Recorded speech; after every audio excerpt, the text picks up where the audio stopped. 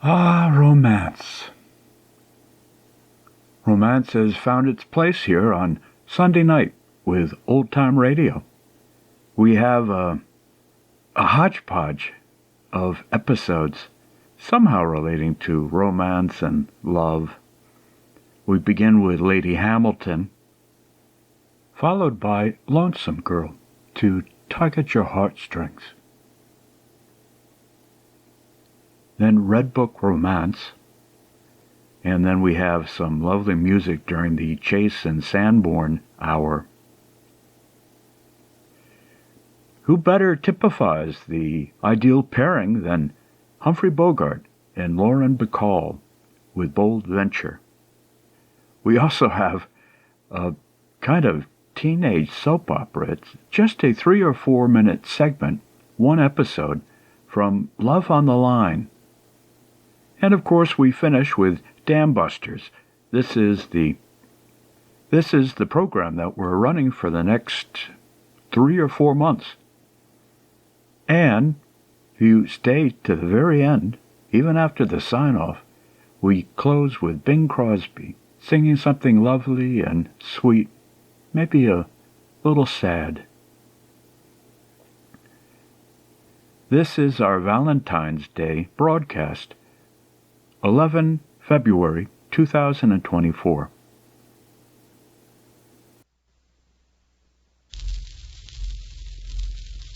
Columbia brings you Romance.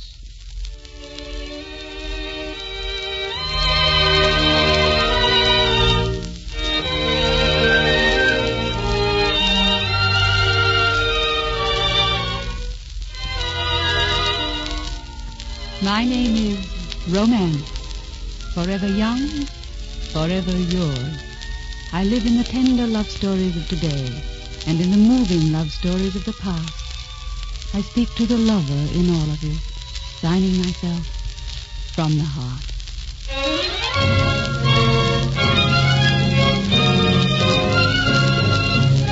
Tonight I bring you one of the great romances of history, the love story of Lady Hamilton, starring Miss Madeline Carroll, with Peter Donald as Lord Nelson. As our story opens, Lady Hamilton is standing in an Italian drawing room, but in her secret heart, she's back home in London town, listening to the changing of the guard.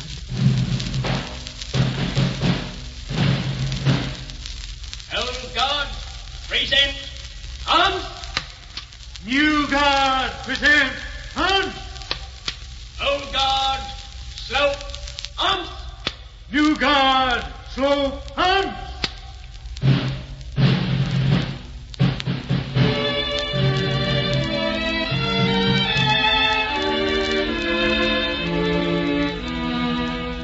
It's high noon in London.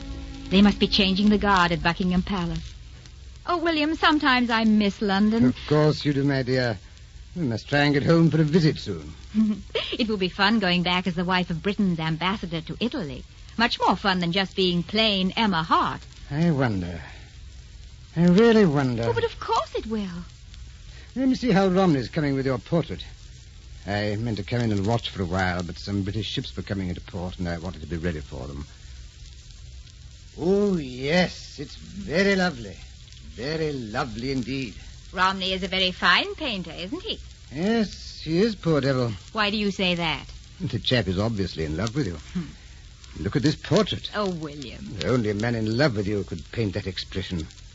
Only a man in love with you would paint you so incredibly lovely. Am I not as lovely as that? My dear Emma, no woman could be. I wonder if you realize what George Romney has done for you. One of England's finest painters has made you immortal. William, I do miss England so much. Do you think we can go soon? I hope so. We'll see, Emma. Come. Captain Nelson of His Majesty's flagship is here, Sir William. Show him in, please. You'll excuse us, my dear, won't you? Of course, William. Captain Nelson, at your service, sir. Lady Hamilton, may I present Captain Nelson of His Majesty's flagship? Lady Hamilton. Captain Nelson, we have heard something of your conquests, Captain Nelson.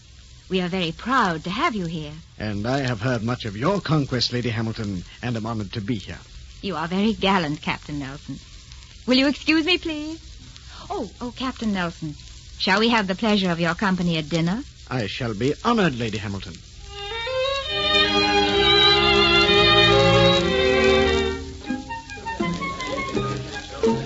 Excuse me a moment, William. Certainly, my dear.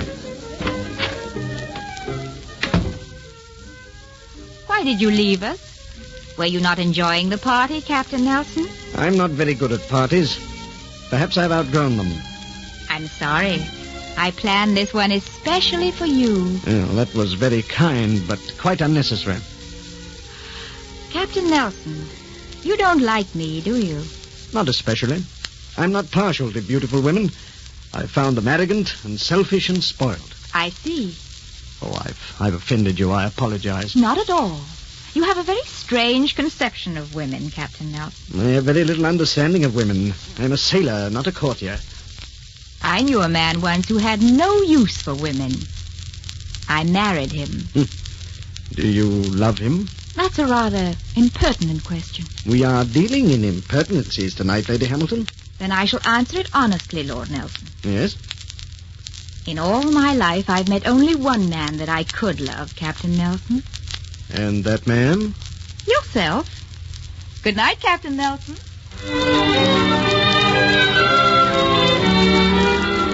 Those were the circumstances of my first meeting with Captain Nelson. 5 years were to pass before we met again. 5 years of brilliant victories for him.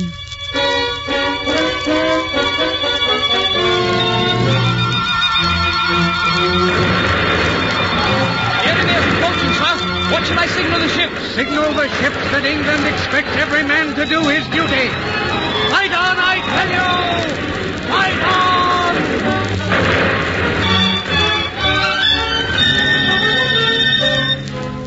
Almighty God, having blessed His Majesty's arms with victory, listen to our prayer of humble thanksgiving. We lift our hearts today in great...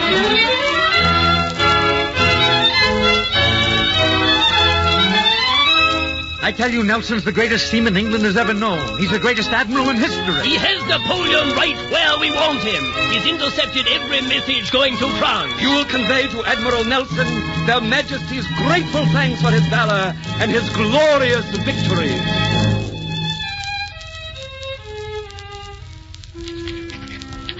My dear Lady Hamilton, I am writing to tell you that we are sailing once more for Naples. You will soon be able to see the wreck of Horatio Nelson. May it count for a kindly judgment if scars are marks of honor. I find myself strangely anxious to see you again.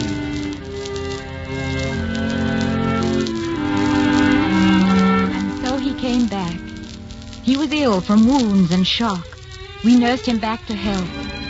I nursed him.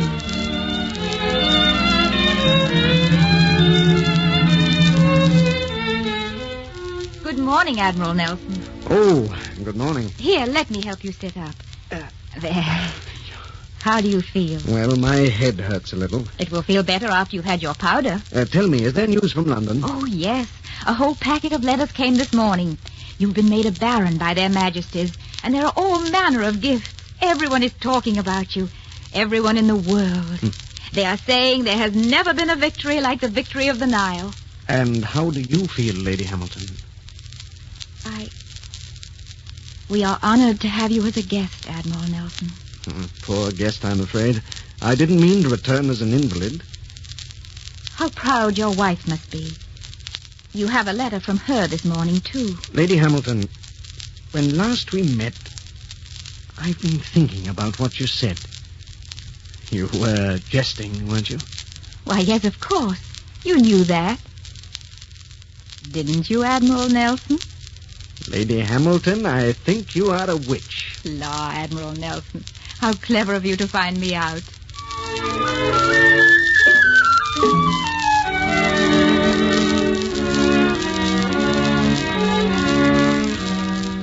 Where are you going, Emma? Admiral Nelson is in the garden, William. I'm taking him this robe. The night air is cold. Very well. I'll be in the library, my dear. Yes, William. Oh, I was wondering when you were coming. How do you know I would come? Well, I hoped you would. Sit here where I can look at you. If you like. What are you thinking at this exact moment? I was thinking that it was spring in England, and the guards would be walking up and down in front of Buckingham Palace in their scarlet coats. I was thinking that soon you will be back in England and that I shall never see you again. Emma, look at me. If you were not Lady Hamilton, if this were any garden, and we were two people without ties, what would you say to me, Emma? You have no right to ask me that. You have no right not to answer. Tell me, Emma. I would say, don't leave me. Don't ever leave me. For when you go, all that I know and love goes with you. Oh, my darling. Why did you ask me? Why did I answer? Now it can never be unsaid. It was never meant to be unsaid. My heart was completely yours from the first moment, and will be until the last moment, and beyond that. We have no right to say these things. We have no right to think them. Once I thought a man could rule his life and his destiny, could say to his heart, love this woman. That's why I married. It was never right. I never could believe in it or make it right. You won't believe in this either tomorrow. It's the moonlight and the stars. It isn't real. It's more real than anything we've ever known, or ever will know. Horatio, we are not two ordinary people. You are England's hero. Is the blood of a hero cooler than any other man's? I love you, Emma. I'd cut my way around the world to marry you. I've been sleeping, and you've awakened me. I'll never lose you now. Oh, no, it's wrong, I tell you. We're mad to talk like this. All right, Emma. Then leave me. Go into the house. I will not follow you. I will never speak of this to you again. Go on, Emma. I cannot. I cannot. God help us both. I cannot.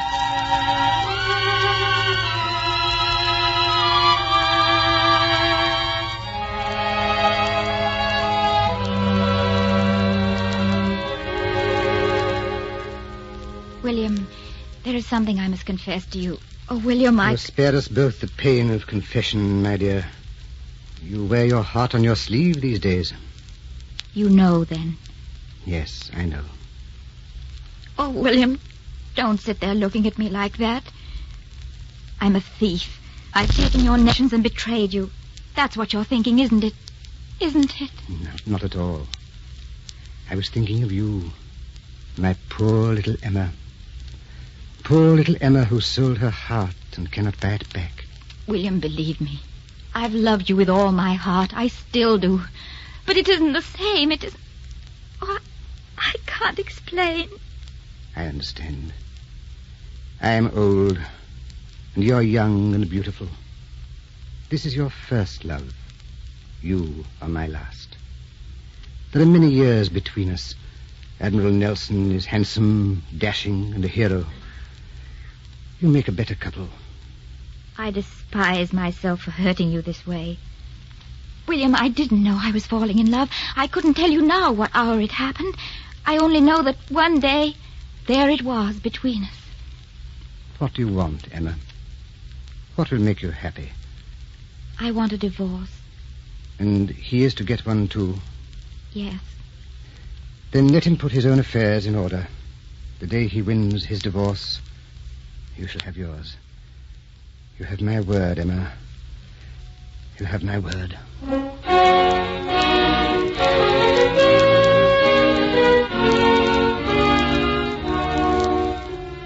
It's as clear as though it were yesterday. William was recalled to London, and we all went back together. It was spring, and the palace guards were in their bright red coats, and I was in love, and all was as I dreamed it should be long ago when I was very young. But London was not kind to us. From taverns to boudoirs, from Parliament to drawing rooms, the whispers winged their way. Have you heard about Lady Hamilton and Lord Nelson? Well, my dear, it's the talk of every serving man in the country. They say that she and Lord Nelson are seen everywhere together. The whole country is gossiping about them. They ride in the park every morning. They went dancing last night in Piccadilly. Have you heard? Did you know? They say they went... I saw them is matter? more scandalous She's a than what you can see in him. I What don't... he can see in a woman of her reputation.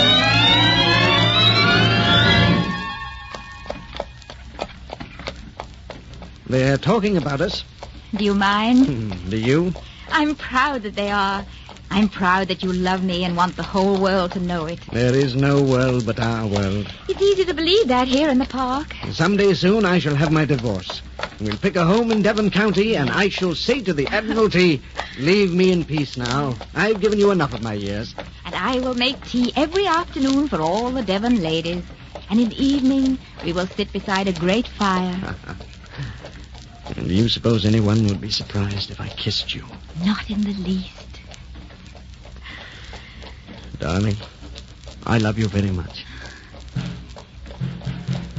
Listen. It's the changing of the guard. Oh, let's stop and listen. Right.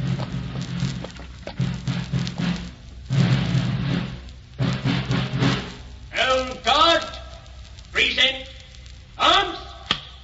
New guard, present arms. Old guard, slope arms. New guard, slope arms. You know, when I was a little girl, I used to stand here and watch the changing of the guard. It always made me cry. I never knew why. I'll tell you why. There's your centuries for you. There's your England. Elizabeth could be in that castle. Or Henry, or George of Hanover, or some George yet to come. Let's come every day we can, even when we're very old. Darling, look what time it is. You're going to be late to Parliament. Ooh, right you are. It's a good thing I'm practically home. Parliament is rather cross with us anyhow. Well, I'll tell them I had to ride in the park with you. I dare you. Take it. Horatio, Hmm? have you talked to Lady Nelson? Oh, yes, I saw her last night. I have to talk further with her about the divorce. Oh, I see. Oh, it'll be all right now, darling. Don't worry. Yeah. Don't get out. You're late enough. I'll pick you up for dinner about 7. All right. Goodbye, darling. Tell Parliament I sent my love. I'll do that. Good morning, Lady Hamilton. Good morning, Hobbs. It's a wonderful morning, isn't it? Yes, it is, Mum. There's a lady waiting to see you, Mum, in the morning room. She wouldn't give her name. A lady? I never saw the lady before. I don't know who she is, Mum. Never mind, Hobbs. I know who the lady is. Lady Nelson? Yes, Lady Hamilton. Won't you sit down? Perhaps you'd care for tea. Thank you. I don't think I'll be staying long enough for tea. As you like. You'll find that corner chair the most comfortable, I believe. I wanted to see you. I heard you were a beauty. You are. Oh, that's very generous of you. Truth is truth. But remember, beauty is a treacherous thing, even to its possessor, Lady Hamilton. When your beauty is gone, what will you have left? A man doesn't love a face or a figure, Lady Nelson. I shall have what I've always had. You're proud, aren't you? Yes? Of course, and why not? May I ask your plans? I have no plans, Lady Nelson. Only hopes. I've talked with my husband. He's obviously infatuated with you. I don't care for that word. Nor do I. You surely are not stupid enough to think I'll give him a divorce. It's Lord and Lady Nelson in England. Don't forget that. There will be no further scandal. There will only be one Lady Nelson so long as I live. Would you keep a man's name when you cannot keep his affections? Have you no pride at all? I have pride enough to keep his name. Lady Nelson, discussion is useless between us. Did you think you could steal and never face the penalty? Did you think you could take my husband and never face me? I have not stolen from you. What I have, you never had. If he had loved you, he would not have had a moment for me. I loved him once. Loved him deeply. He was mine then. I know he was mine then. He was never yours. You never made him happy. He was happy enough once. Do you suppose I wanted to love him or he me? Don't you suppose that he has pitied you and William and that I pitied you? Pity? How dare you pity me? How dare you? Lady Nelson, he is the whole world to me and I to him. You can beat that, flay at it with your logic and your rights, but you cannot even touch it. I see there is nothing to be gained from talking to you. It's useless to talk of honor with your kind. I have my own peculiar standards of honor. I've never violated them. I'll not give him up. Nor will I. Good day, Lady Hamilton. Good day, Lady Nelson.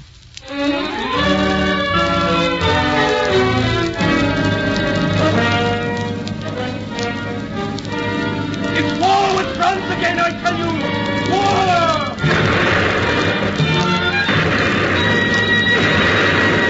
Gentlemen, it is my opinion that only one man in England is qualified to lead the Mediterranean Command. Admiral Nelson.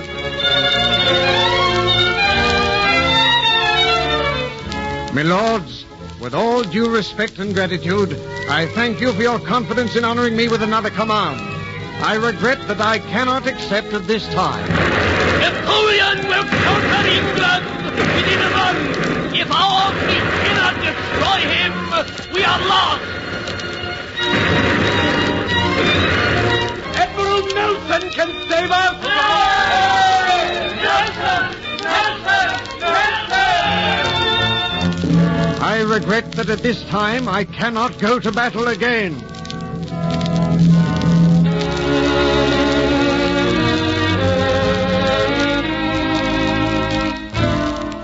Why does Parliament come to me with such a request? Why don't you tell Admiral Nelson yourself that you want to send him to war again? He's told us he has fought enough, that he will not go to war again. Your argument is with Admiral Nelson, sir, not with me. Lady Hamilton, it was not an easy decision on our part to appeal to you. But Nelson will not fight for us again. He may choose to fight once more for you. He has given you all his life. Now he is older. He is crippled. He has perhaps a third of his life left to live. Is he not to have even that much? Lady Hamilton, you chose to love a hero. You've been his inspiration in the past. Now you must be his strength. If I send him from me now, I send him to his death. That may be. That is something none of us can answer. But this is England's desperate hour, lady. Which is more important to you, your love or your country? There is no answer to that. There is no answer. I will talk to Admiral Nelson. He shall go to battle once more for England. I promise you. I promise.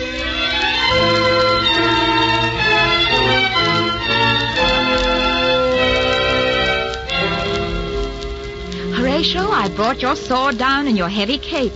The nights are cold again. Emma, listen to me. I fought for England. Now I want to live in England. I want to know the slow passing of English days. I want earth that is mine. I want nights to spend before fires. I want books to read and friends about me. I've earned those things, Emma. I hope you won't run into any storms between here and the Mediterranean. I'll send your mail every other day. Are we always to be torn apart? Will you let them tear us apart? Why are you doing this, Emma? Why are you saying these things? I've always known the ultimate price of loving you. There is no price to your love or to mine. I will love you to the grave and beyond the grave. I know. These are the years I've fought for. These few years of peace that we were to have together. My darling, your role in history is to go forth to battle. Mine to bind your wounds. To love you and to see you forth again. To borrow you but never to hold you.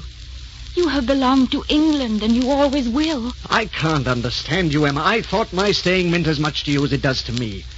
I knew we should have to fight for it, but I thought you would fight with me. You cannot stay. You have no right to stay. In your trust in this hour are all the things that are English. The fields and the flowers of Devon. The waters of Avon and the Thames. Westminster Abbey. The Tower of London and the people who have watched it. Henry and Elizabeth and Cromwell and Raleigh. Tea and crumpets and grey London fog. And Piccadilly and Leicester Square. English tradition and customs. England yesterday and today and tomorrow. And all in your trust, my darling. All in your trust. What would you have me bring you from this trip? A bit of lace? Perhaps a shawl? Oh, my darling. My darling.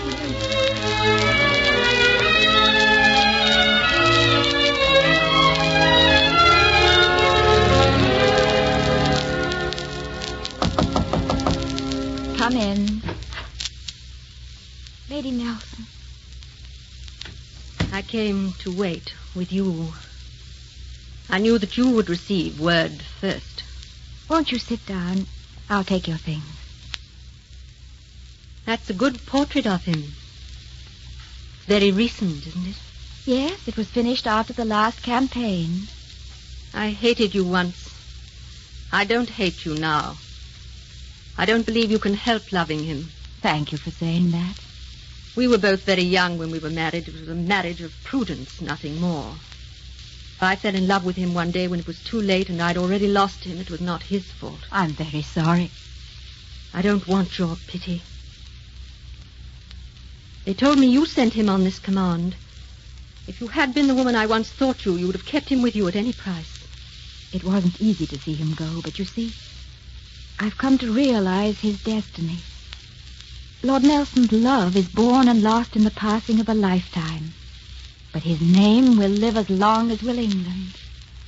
I came here today to tell you, you've won your victory, Lady Hamilton. He shall have his divorce.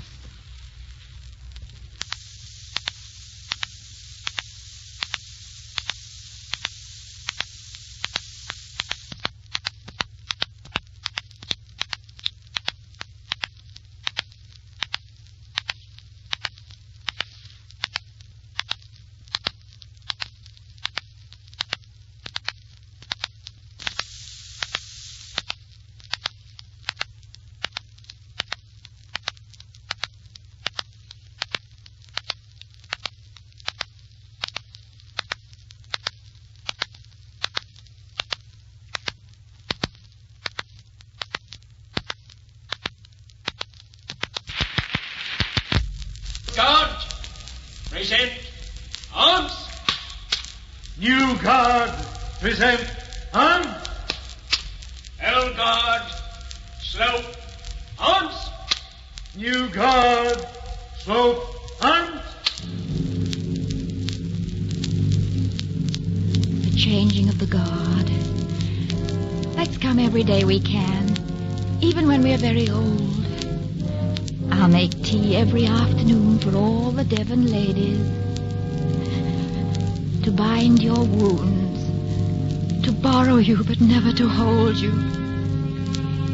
England, yesterday, today, and tomorrow, and all in your trust, my darling. All in your trust. What does it matter if a heart breaks? If a man dies or 1,000 men, as long as guards are changed and flags are high in London, as long as England lives.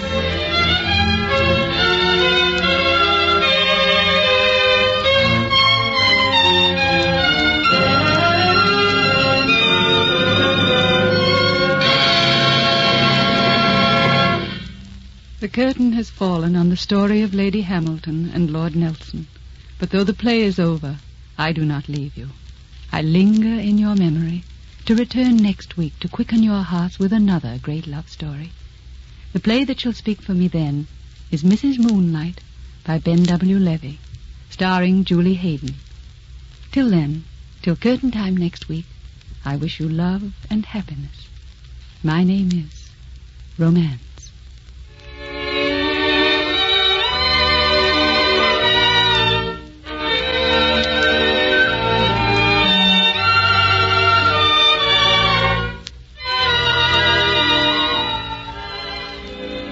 You have been listening to Romance, a program produced each week by Columbia to bring you the great romantic plays and love stories of all time.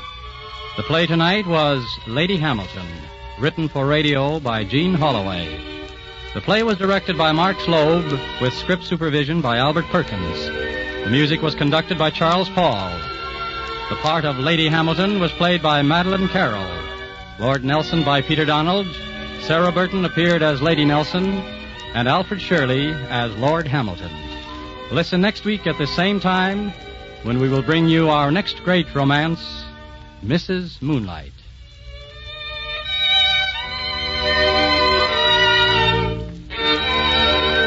This is CBS, the Columbia Broadcasting System. Following this announcement, you'll hear Frank Sinatra from Hollywood in Broadway Bandbox.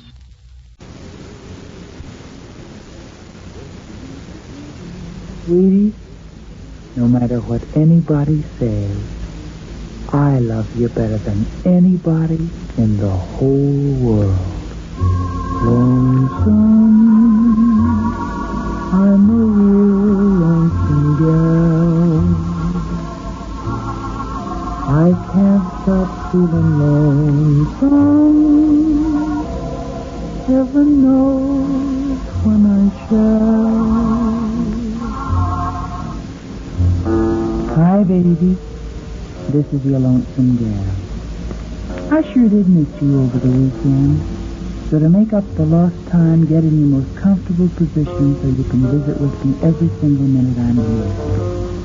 Are your shoes tight? Then take them off.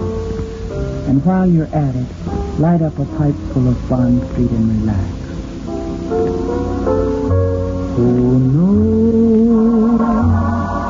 what tomorrow may bring. I wonder whether I'll know when my heart starts to sing.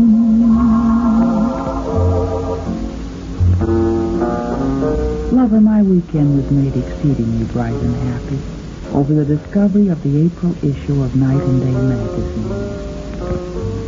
They were very kind to me by putting their approval of my lovemaking to view on 3 pages through words and pictures. I'm very happy to find that the staff of Night and Day have such sentimental hearts. Incidentally, Angel, that's quite a magazine. It certainly is an eye-catcher for the male population. And I'm very grateful to the whole staff for not giving out with a lot of idle chatter, saying that I shouldn't love you or let you know what's in my foolish heart.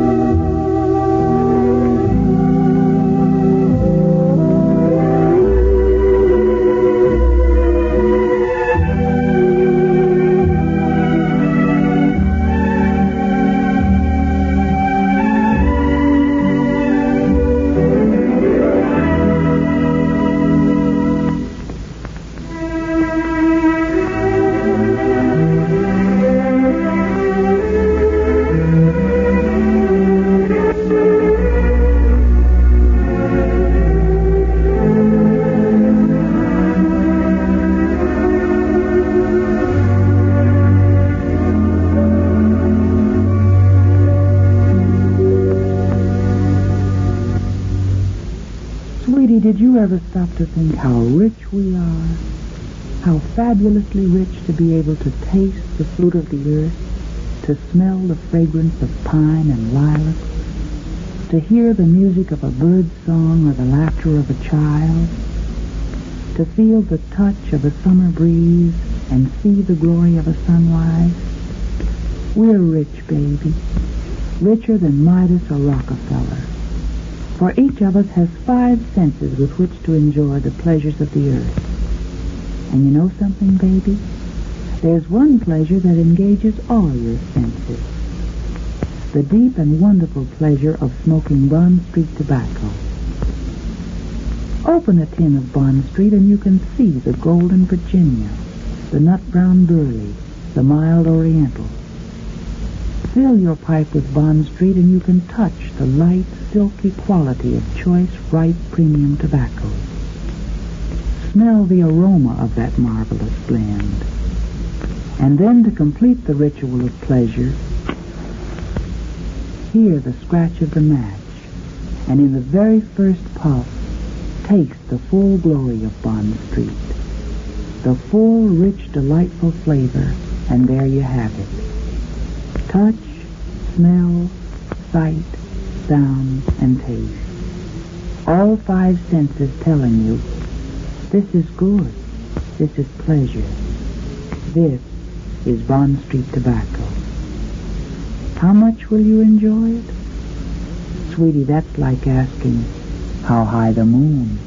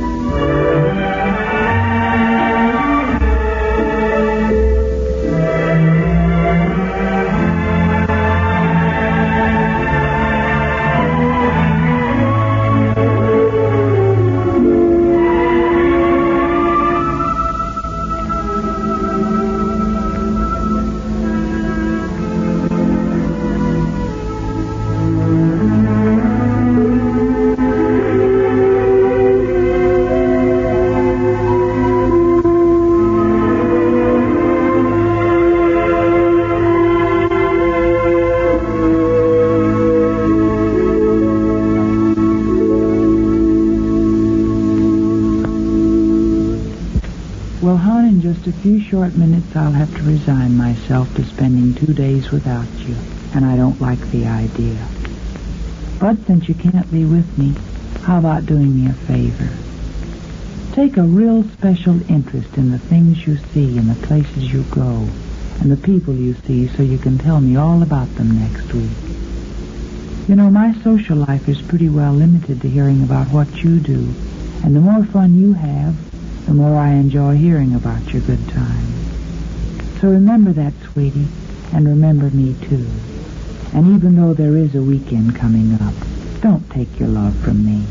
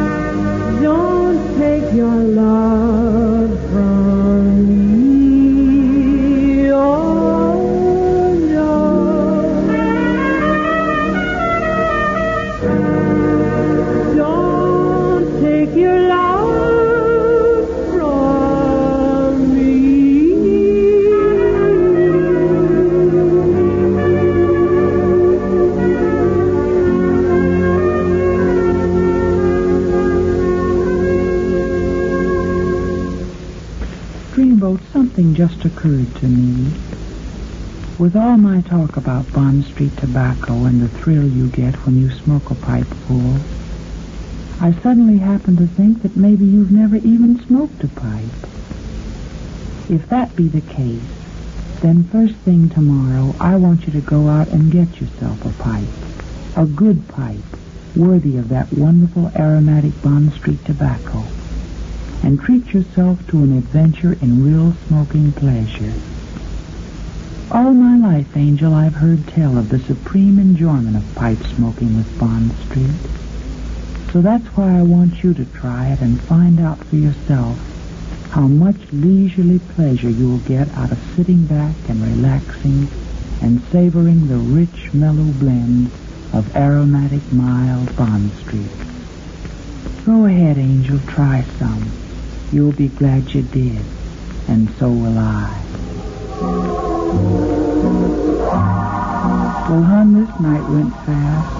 Where did it go so suddenly? I suppose into yesterday's memory file, and I'm grateful to Bond Street Tobacco for all those memories.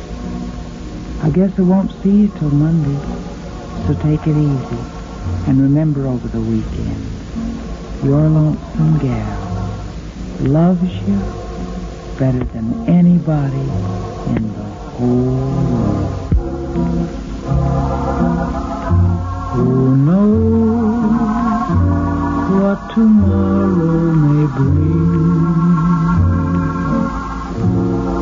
I wonder whether I'll know when my heart starts to sing. If you have love to spare, lips to share, why don't you be a pal? Share them with your... Who knows what tomorrow may bring?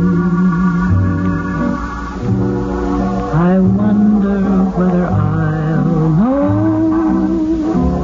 when my heart starts to sing. If you have love to spare, lips to share, why don't you be a pal? Share them with your lonesome gal. Good night, baby.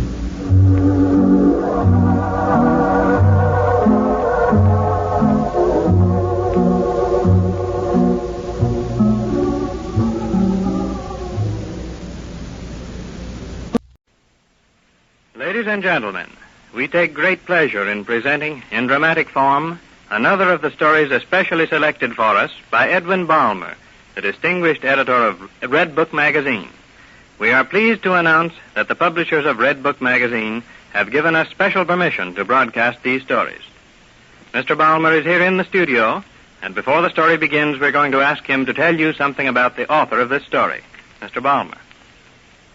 Virginia Harner, the author of He Knew Women, is the wife of an Associated Press correspondent at Bogota, Colombia. That is a city near the equator, but on the mountaintop so high that you freeze by night, though you bake by day under the blazing sun. Virginia Harner was an Illinois girl, suddenly transported to this amazing, exotic city of extremes, where the Spanish and Indians made a miraculous blend of their own. She writes freshly, eagerly, of the things of the tropics and the mountaintops do to Americans, so suddenly transported there. And so we bought this altogether unusual story. Thank you, Mr. Balmer. Now for the story. Janice Doyle is visiting her friend, Alice Arkwood, in Bogota. Janice has a caller this evening. It is Phil Langley, handsome, athletic, sophisticated. Here they are. Everyone has asked you how you like Bogota, of course. Of course. Ask me what part of the States I'm from. Everyone else has. Don't need to, Janice. I know. I know more than that. What more, Phil? Well, you're an expensive child from New York. Your father had an unfortunate experience with the stock market, and a still more unfortunate one with a 40-story window. And I'm waiting for the estate to be settled, yes? By the way, what makes your eyes green? And what makes them slant that way? Kid girl is my younger days. Alice told me you'd be like this. Go away and break the heart of somebody else. Don't want to break it. Much too difficult. Say, how did we get onto this subject? I can't imagine. I'll turn on the Victrola and we'll dance. Oh, no, not to that awful music. Awful? When you've been here 6 years as I have, it sounds mighty good. Domineering sort, aren't you? And you make your living out in the jungle away from white people? It must be hard on the natives. It is. Here you are, as they tell me. One of the modern parallels of the old Spanish conquistadors. Hardly. I merely squeeze oil from the jungle. Tell me truthfully, what kind of a person are you really? A hard-boiled romanticist. At your orders. as we say in Spanish. Is there romance in the jungle, then? Romance? The dickens. There's hard work and malarial fever. Oh, here come Alice and Bob. Back from cards already? Oh, it's late. I must be running. Hello, Alice. We're back, Janice. Boring her to death, Phil. Trying not to, Alice. Good night, Janice.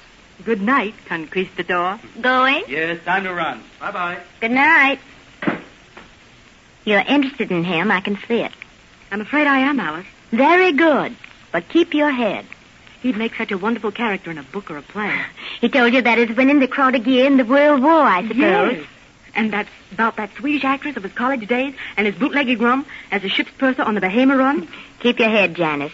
Use Phil as a character in one of your stories if you wish, but guard your emotions. Why? He's only pleasantly dangerous. You may be falling in love with him. Oh, perhaps, Alice. Don't do it, my dear. We've all been in love with him at one time or another. There is no one else like him. I can believe that. No woman will ever catch him, Janice. Oh, he's a treasure. What Phil would be best in is a play. Why don't you write one? He would be marvelous. If I only knew more about him. Just a minute. I've everything you need. Look, I've kept a record of every witty thing he ever said or did. Here in my diary. Alice. Listen. March 1929. I never married. I understand women. Tonight he told me he never married because no woman ever understood him. He did? Yes. I seem to be an easy mark for old stuff. All right, you won't be again. You're right. I'm going to start on that play tomorrow. Good. You can show him up as he's never been shown up before. I'll enjoy writing this one. Don't let anything disturb me, will you, Alice? I won't. I won't see him again till after it's done. What are you going to call the play, Janice? Call it? Yes. Oh, I don't know. Why don't you name it Petrolero? Petrolero? What does it mean? The oil man. Perfect. Tomorrow I start on Petrolero.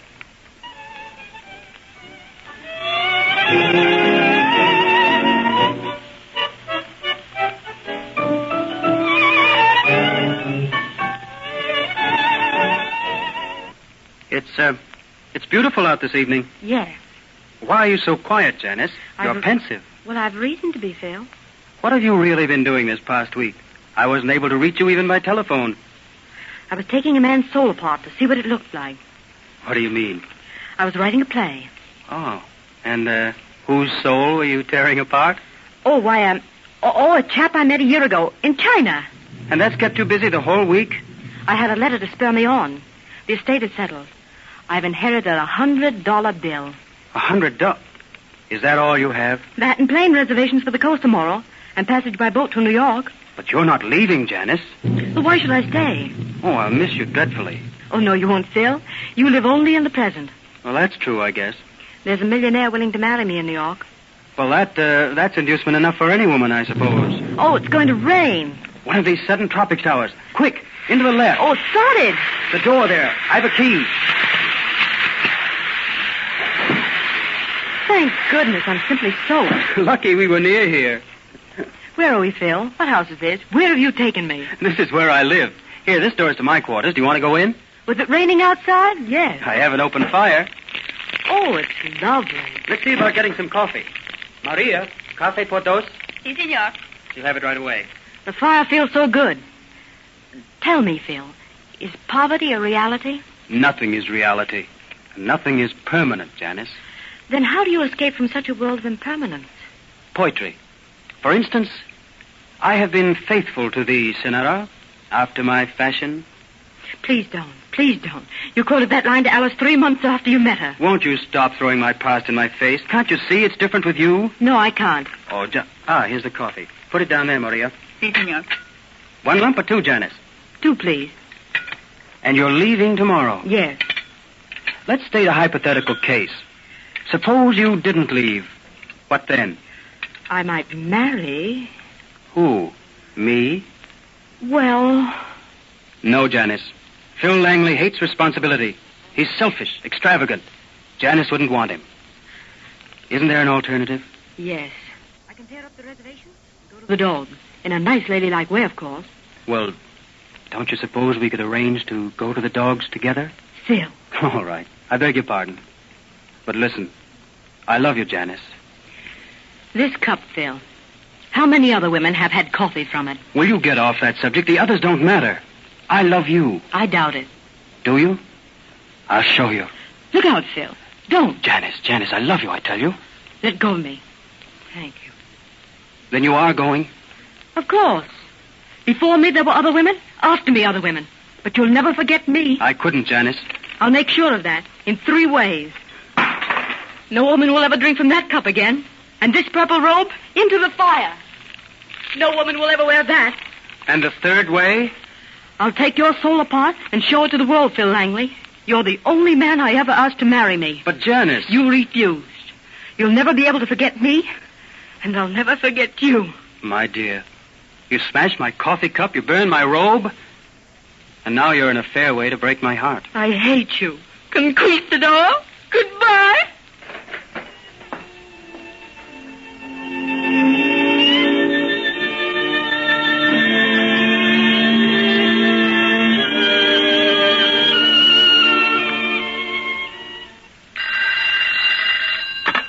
Yes?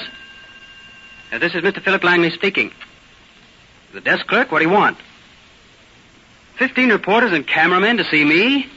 Of course I won't. There must be some mistake. Well, tell them I won't see them. I came to New York for vacation. It's my first trip to the States in years.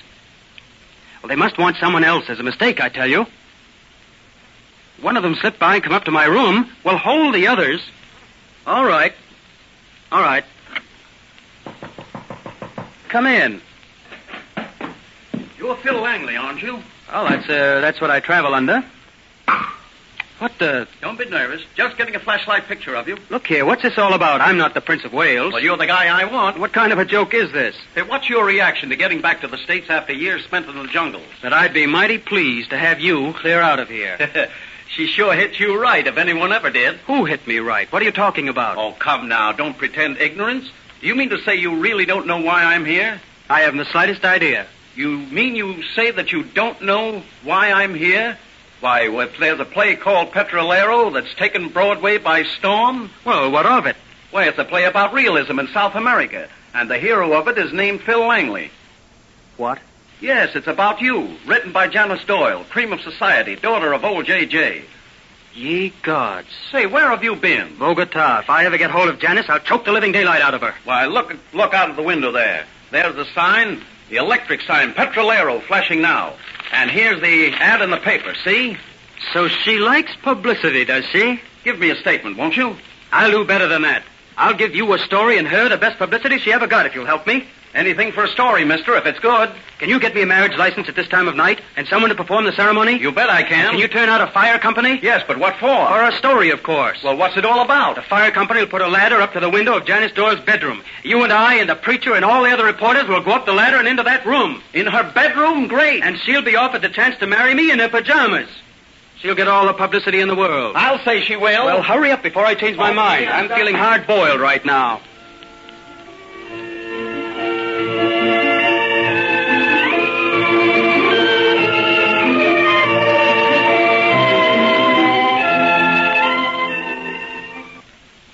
Do you take this man to be your lawful wedded husband? Say I do.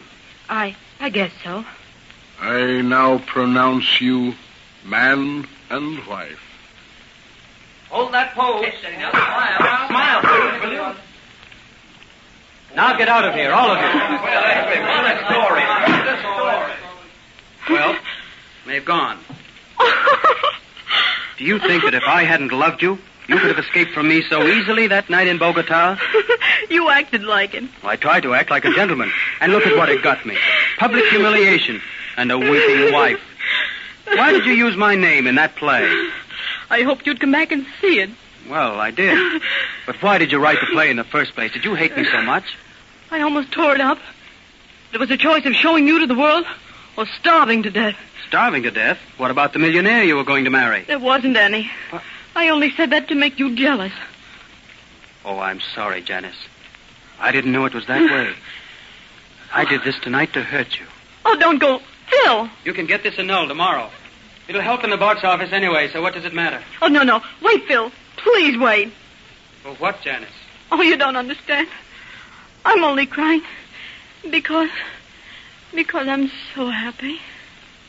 Happy? Yeah. To marry me? I love you, Phil. I always have. Say, maybe I'm not glad you wrote that play.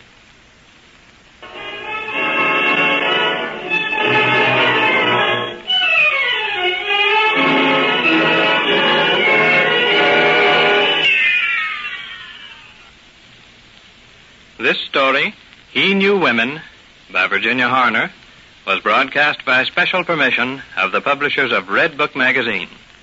Next week at this same time, we take pleasure in announcing that we will present another Redbook story in dramatic form.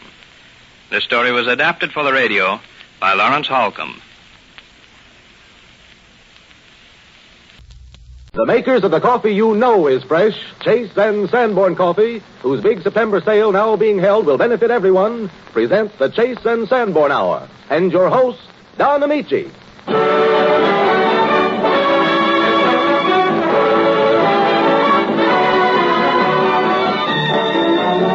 This is the Chase and Sanborn Hour, and this is Don Amici welcoming you for all of us. For Nelson Eddy, whose magnificent voice has made him one of the most important figures in the musical world today.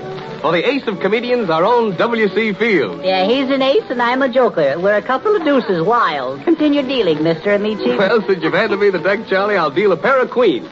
Our guest, Miss Ida Lupino, who walks away with new honors in her latest picture, Artisan Models, and our own lovely Dorothy Lamour. Ah, my queen of hearts.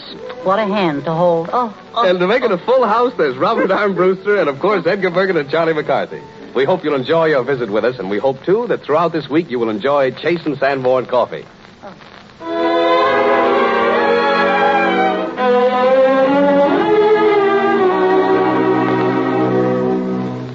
Few singers have ever been as widely acclaimed as Nelson Eddy, or have so completely won the hearts of American audiences.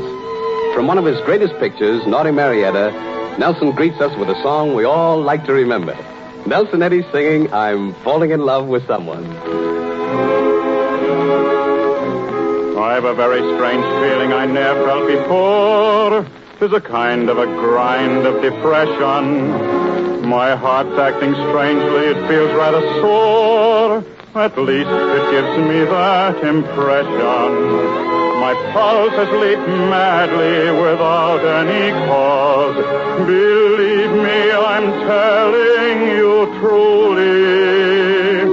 I'm gay without cause, then sad without cause. My spirits are truly unruly. For I'm falling in love with someone, girl. I'm falling in love with someone, head of world. Yes, I'm falling in love with someone, plain to see. I'm sure I could love someone madly if someone would only love me.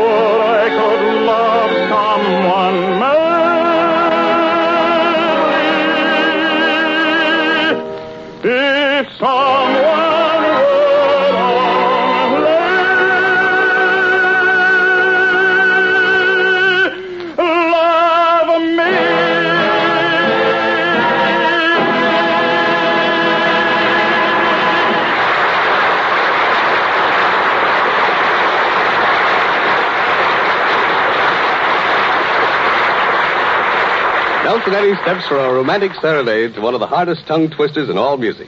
From Iolanthe, he brings us Gilbert and Sullivan's unique musical picture of a bad dream. Nelson Eddy singing The Lord Chancellor's Nightmare.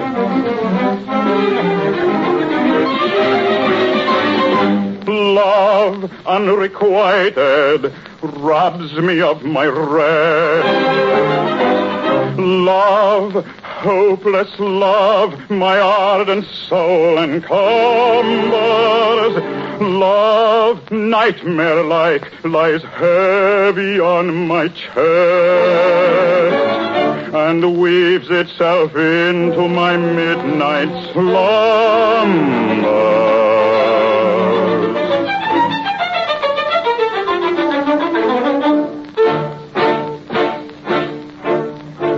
When you're lying awake with a dismal headache and repose is tabooed by anxiety, I conceive you may use any language you choose to indulge in without impropriety. For your brain is on fire, the bedclothes conspire of usual slumber to plunder you. First your counterpane goes and uncovers your toes, and your sheet slips demurely from under you. Then the blanketing tickles you, feel like mixed pickles so terribly sharp as the pricking. And you're hot and you're cross and you tumble and toss till there's nothing to stew in the ticking. Then the bedclothes all creep to the ground in a heap, and you pick them all up in a tangle. Next your pillow resigns and politely declines to remain at its usual angle. Well, you get some repose in the form of a doze with hot eyeballs and head ever aching, but your slumbering teems with such horrible dreams that you'd very much better be waking. For you dream you are crossing the channel and tossing about in a steamer from Harwich, which is something between a large bathing machine and a very small second-class carriage. And you're giving a treat, penny ice and cold meat, to a party of friends and relations. They're a ravenous horde, and they all came aboard at Sloane Square and South Kensington stations. And bound on that journey, you find your attorney who started that morning from Devon. He's a bit undersized, and you don't feel surprised when he tells you he's only 11. Well, you're driving like mad with a singular lad. By the by, the ship's now a four-wheeler. And you're playing round games, and he calls you bad names, and you tell him that ties pay the dealer. But this you can't stand, so you throw up your hand, and you feel it as cold as an icicle in your shirt and your socks. The black silk with gold clocks crossing Salisbury Plain on a bicycle. And he and the crew are on bicycles, too, which they've somehow or other invested in. And he's telling the tars all the particulars of a company he's interested in. It's a scheme of devices to get at low prices, all goods from cough mixtures to cables, which tickle the sailors by treating retailers as though they were all vegetables. You get a good spadesman to plant a small tradesman, first take off his boots with a boot tree, and his legs will take root and his fingers will shoot and they'll blossom and bud like a fruit tree. From the greengrocer tree you get grapes and green peas, cauliflowers, pineapples, and cranberries, while the pastry cook plant cherry brandy will grant apple puffs and three corners and banberries. Well, the shares are a penny and ever so many are taken by Rothschild and Bering. And just as a few are allotted to you, you awake with a shudder despairing. You're a regular wreck with a crick in your neck, and no wonder you snore, for your head's on the floor, and you've needles and pins from your toes to your shins, and your flesh is a creep, for your left leg's asleep, and you cramp in your toes, and a fly on your nose, and some bluff in your lung, and a feverish tongue, and a thirst that's intense, and a general sense that you haven't been sleeping in clover. But the darkness has passed, and it's daylight at last, and the night has been long. Ditto, ditto, my song. And thank goodness they're both of them.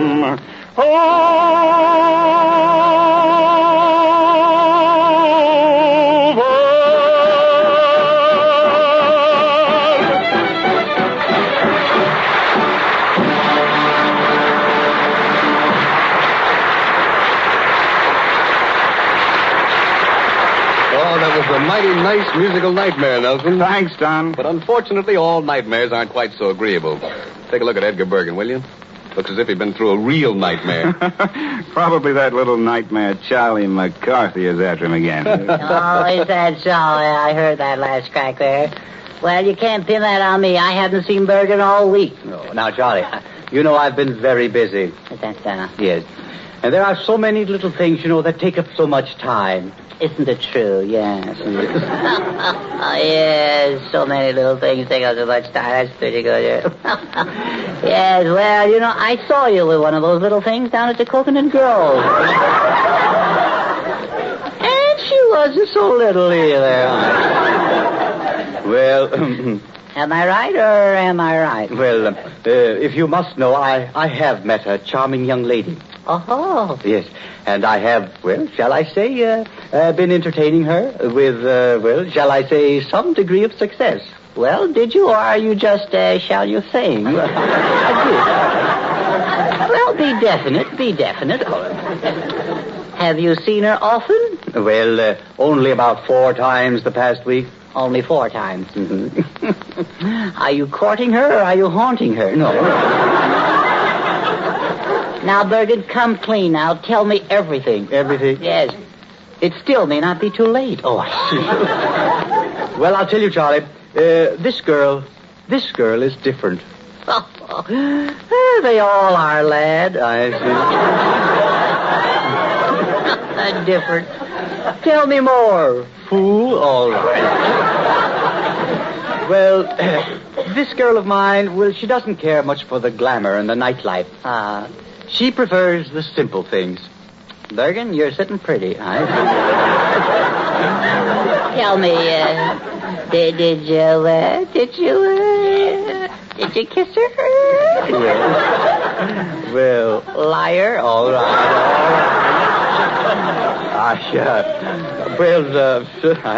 Oh, come now. Remember, we're pals. Yes. I won't talk. No. Well, the suspense is awful. Did you? Well, Oh, come.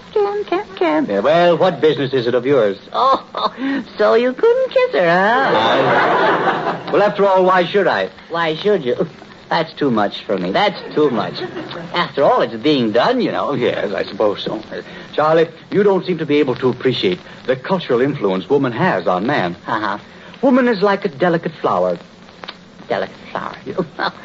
Bergen, you don't get around much, do you?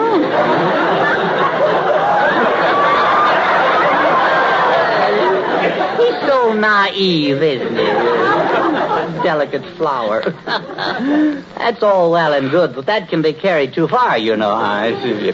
Well, now, I'm not going to tell you any more about her. Oh, you're not? No. Well, why? I always tell you about my girls. Of course, I have something to tell, though. Well, this girl of mine, she will undoubtedly go into pictures. Yes? Yes. She says she can act. She says she can act, yes. Well, then you can be sure she can if she says so. Yes. And I've offered to help her get in pictures. That's nice, yes. But you know, it's so discouraging, isn't it? Yes. So I gave her a pair of silver foxes just to cheer her up. Oh, isn't that sweet? Yes. I imagine she likes me a great deal, or she wouldn't have accepted them. Yeah. Pardon me. Go on, won't you? Charlie, frankly, do you think I'm foolish? Bergen, I have nothing to say, and this is the time to say it. Well, she phoned me this morning to tell me that she received my billet doux. Your what-a-boo? My billet doux. No, yes. Oh, isn't that sweet? What's a billet doux? Well, it's a letter. Oh, a letter? Yes. Now she calls it a billet doux. Later on, it'll be called Exhibit A. I see.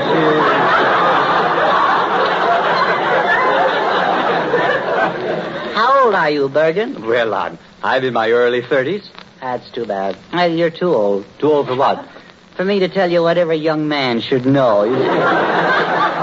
Why don't you get married, Mr. Bergen? Well, why? Well, you might as well. You have that worried look already. In fact, you're the most married-looking single man I've ever seen.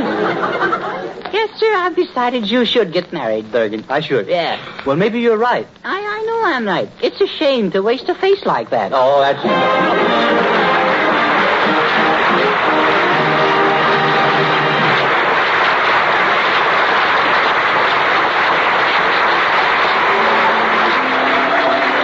Well, Charlie seems to be rather cynical about Edgar Bergen's love affair, but perhaps with music we can appeal to his sentimental side. So we turn on the moon, sift a little silver light through the shadows of some fragrant old garden, and listen to Dorothy Lamour as she sings Whispers in the Dark. Night and the stars and the moonbeams, music and dancing and wine, and then in the dark the whispers that make a moment of love divine. Whispers in the dark, two shadows in the night, so gentle and so tender that every little word is like a song of sweet delight. Whispers in the dark, how heavenly they seem, when arms and lips surrender and every little kiss is like a dream within a dream. But soon the breezes whisper to the trees that dawn is near. So soon their little paradise of love will disappear. Whispers in the dark, while stars are in the blue.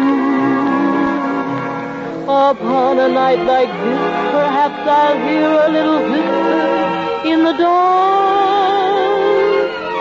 from you.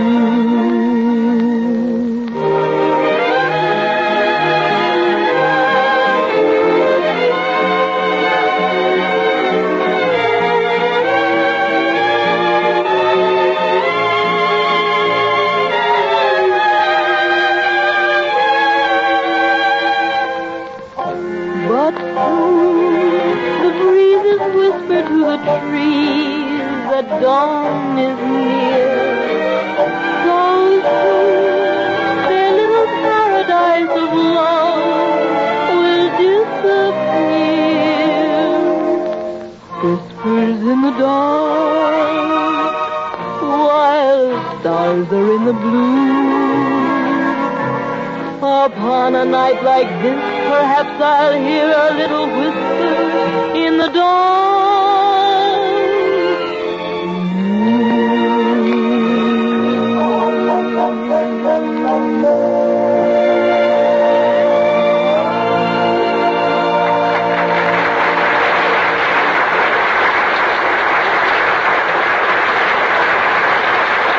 Whispers are usually for the ears of one listener. So we'll have to raise our voices in this good news we want everybody to hear. During September, there's a big special Chase and Sanborn sale that will benefit everyone all over the United States and Canada. Here are the facts. Right now, and all the rest of this month, there's a big September sale on Chase and Sanborn Dated Coffee. Don't miss this opportunity to get Dated Coffee. The superb coffee you know is fresh at special sale prices. Every bag of Chase and Sanborn Dated Coffee is guaranteed fresh by a unique dating and delivery system. Every bag is rushed fresh to your grocer with the delivery date plainly marked on it for you to see. It can't be sold stale. It can't have that bitter, rancid taste of stale coffee. It can't upset your stomach and your nerves. It can't make you headachy, cross, and depressed as stale coffee may. And here's another point. With freshness guaranteed by our dating and delivery system, we can pack this superb coffee in an economical dated paper bag and pass the saving on to you. This makes Chase and Sanborn Dated Coffee a wonderful value at any time. And right now, during September, you get an added saving on every pound you buy. If you are a regular Dated Coffee user, take advantage of these special sale prices. If you have not yet tried Chase and Sanborn Dated Coffee, be sure to get acquainted with it while the sale is on. Find out this week how rich and fresh coffee can be. Ask your grocer for a pound of fresh Chase and Sanborn Dated Coffee the next time you buy coffee.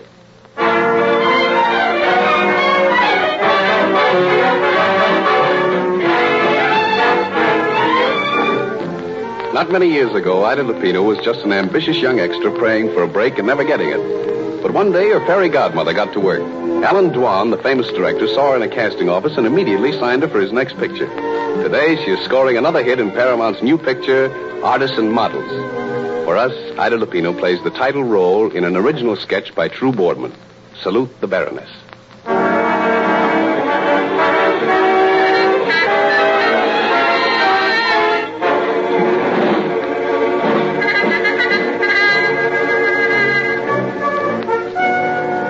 Salute the Baroness, with Ida Lupino as the Baroness Anna Gregg and Don Amici as Colonel Van Storm.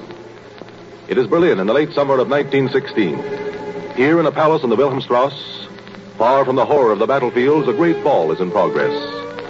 Here, amid laughter and music, it is almost as though the war were a distant memory. Almost, for in a small room just off the balcony of the ballroom... Oh, so. Well, what luck, Baroness? As you wished. He has asked me for the next dance. Good. You managed an introduction? I thought he might be suspicious, so we conveniently just happened to meet on the balcony. Excellent. You understand your orders? Oh, perfectly. Everything is arranged? Everything. You will be sure to specify the small gate behind the conservatory. We must avoid any commotion. Of course, Commander. Remember, your warning must be believable. It must grow out of an apparent, a personal concern for Colonel von Storm. A personal concern for a man I've known less than an hour? Yes, it is not impossible when the man concerned is the charming Colonel von Storm. In fact, if this were not wartime...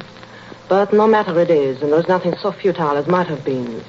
But the dance must be ended. He'll be looking for me. I need not tell you, Baroness, that you're doing a great service for the Vaterland. That is my one desire, Commander. And now you will excuse me, gentlemen.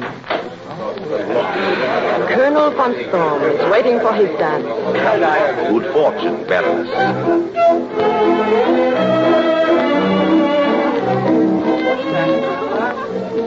Oh, you dance divinely, Fräulein. Tell me, is that laughter always in your eyes when you are dancing with a man? Are you sure it's laughter, Herr Colonel von Storm? But regardless, the answer is no. Who are you? Since you know me, it is only fair... Of course. I'm Anna Gregg. Anna Gregg? Well, where have you been all these years? Berlin has needed you. Oh, needed me, Colonel. Look around and you will see why. Find me a pretty face, aside from the married ones. You will forgive me, Colonel, but I forgot to mention that I am the Baroness Anna Gregg. Oh, a baroness. And that means a baron. Oh, quite a baron. I could kill him. That won't be necessary, Colonel. That was accomplished over a year ago. Oh, I am sorry. Are you really?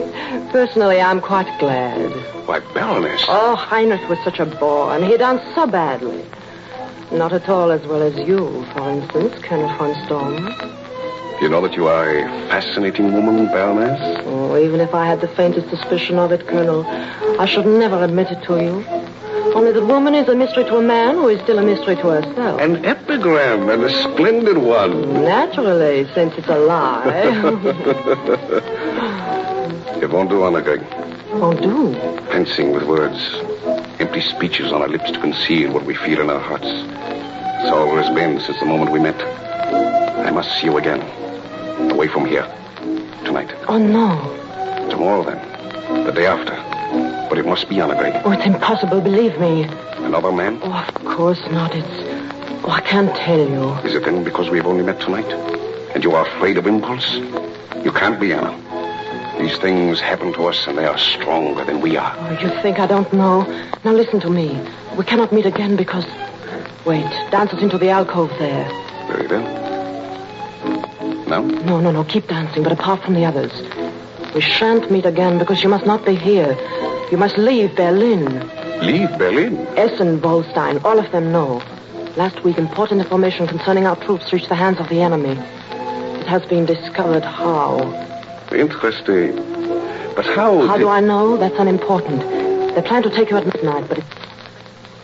Anna. Go out through the garden. Behind the conservatory is a small gate. There will be no guards there. Now go, please. But you... If they learn you have told me... Oh, they will not learn. And if they do...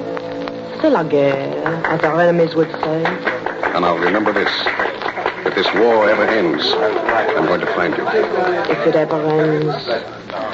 Auf Wiedersehen, Herr Colonel. Go now quickly before the music starts again. Auf Wiedersehen, Anna Gregg.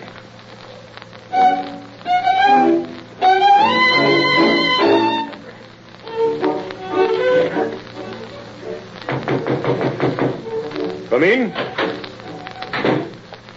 Well? It is done. Good, Baroness. It should be amusing to observe the Colonel's face when he realizes just how you have befriended him. I shall remain. The guard should have him here in a moment. You found your task difficult, Baroness? Oh, to the contrary. Almost pleasant, in fact. Yes? The prisoner, Commander. In there with you. Good evening, gentlemen. And Baroness Craig. How pleasant that we should meet again. Isn't it? Well, Commander? What have you to say? What is there to say?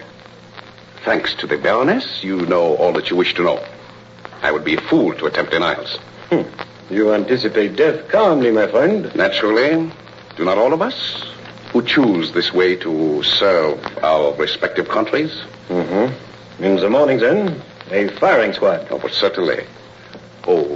Baroness, forgive me.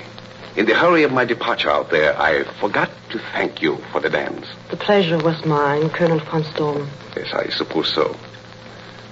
Baroness, would it mean anything to you if I told you now that I meant what I said out there? That we must meet again? It would mean nothing. You will still let me be shot in the morning? It shall be a pleasure to watch the process, Colonel. Well, Commander, I think she will do. You're right, von Storm. She will. Wolstein, you agree? Perfectly. Yes, but I don't understand. A necessary deception, Baroness. When you offered your services to our cause, Essen at once realized that we could use you on an important mission. And I suggested as much to my chief. Your chief? Perhaps you would care to meet him. The Colonel von Storm. Oh, then you... I must beg forgiveness. But we had to be sure.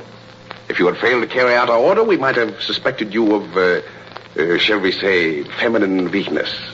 But I believe you would have led that firing squad yourself, Baroness. Yeah, you can be sure I would have.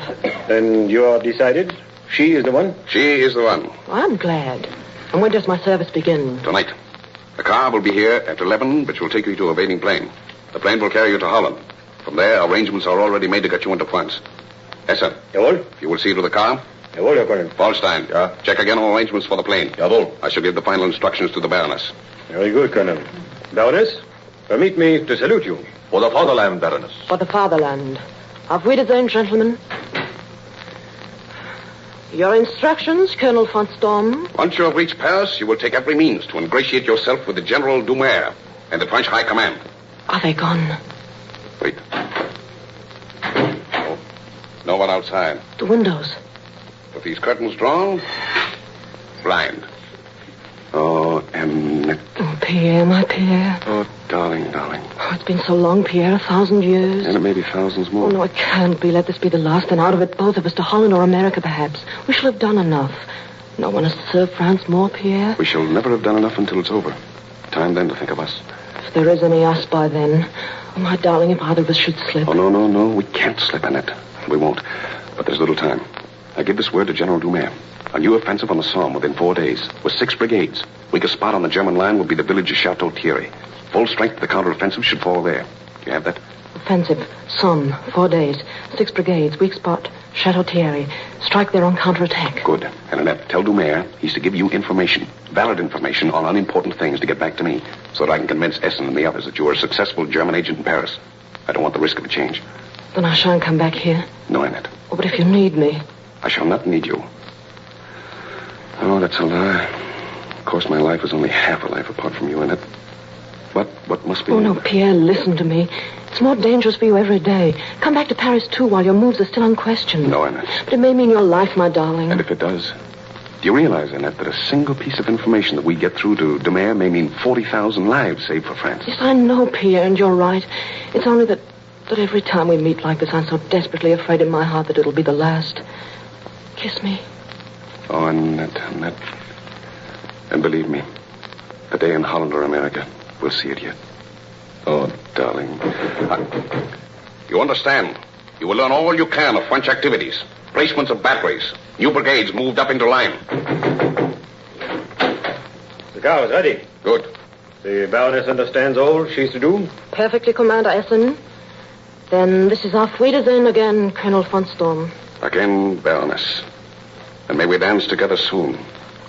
And once again, may you whisper secret warnings into my ear. Yes, Colonel. Good night, Baroness. I'm sure you will serve our country well.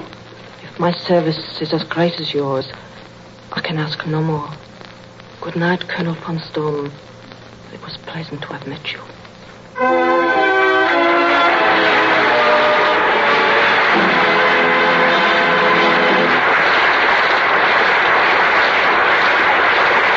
Thank you, Ida Lupino. You certainly make a charming Baroness.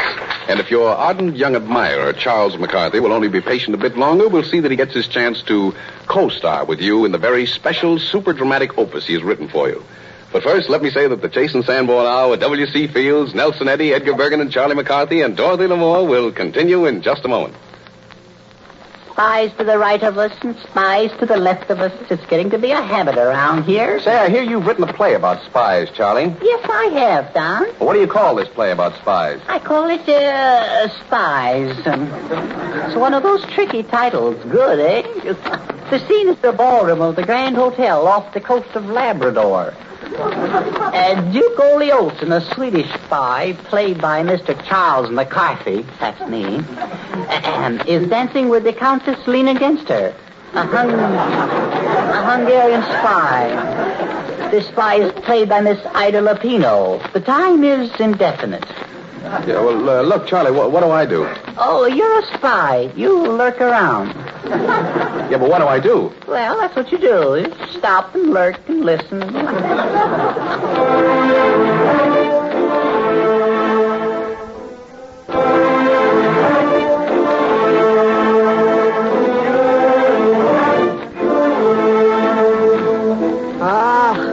You dance divinely, Duke.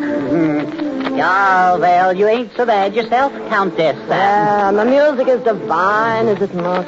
Yeah, there is that. It's the cats, especially the violin. Oh, that song, always it makes me think of my homeland. Yeah, me too, Countess. And never get tired of hearing the Blue Danube. Did you hear that? What is it? I think I heard a spy spying. Tell me, who are those three gentlemen wading in the punch bowl? Well, if they're wading in the punch bowl, they ain't no gentlemen. Oh, those three, well, they are three German spies. That's hair falling and hair tonic and hair today and gone tomorrow. And behind them is their superior. That's the Baron Nelson von Hede. Tell me, what news from Sweden, Duke? That's bad news. That's very bad, Countess. There is labor trouble in the match factory. Oh, the matches have gone on strike. Oh, what is Sweden without matches? Norway. Yeah. My poor Sweden. Matches, always matches. Ugh, how we suffer.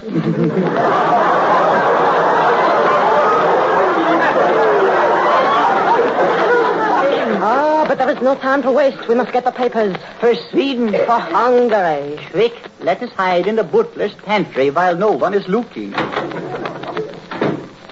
Harry, dear. Area. Alone at last, eh? They'll never suspect we're English. We're safe here, my lad. Safe as a bug in a rug. Oh, it's a bit all right here, eh? Oh, yes. Oh, for a sight of Piccadilly Circus and a cut of roast beef. Aye, and a peep at Leicester Square and a plate of fish and chips. Oh, lovely. Let's go back, Harry. Let's chuck this old booming spy business. Oh, we can't leave now, Harriet. I must get the pipers. It's for England, old gal. Yes, for England. Yes. Come in. Welcome and greeting, Baron von Hede. You're right on time. We never expected you. Also, are you the Duke von Ole Olsen?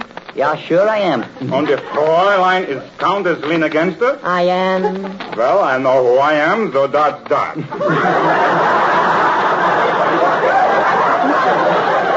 Countess, you will go to Bombay. Proceed with plan 31KX until you contact Spy F7, who will give you the further instructions concerning the campaign along line 55F of the...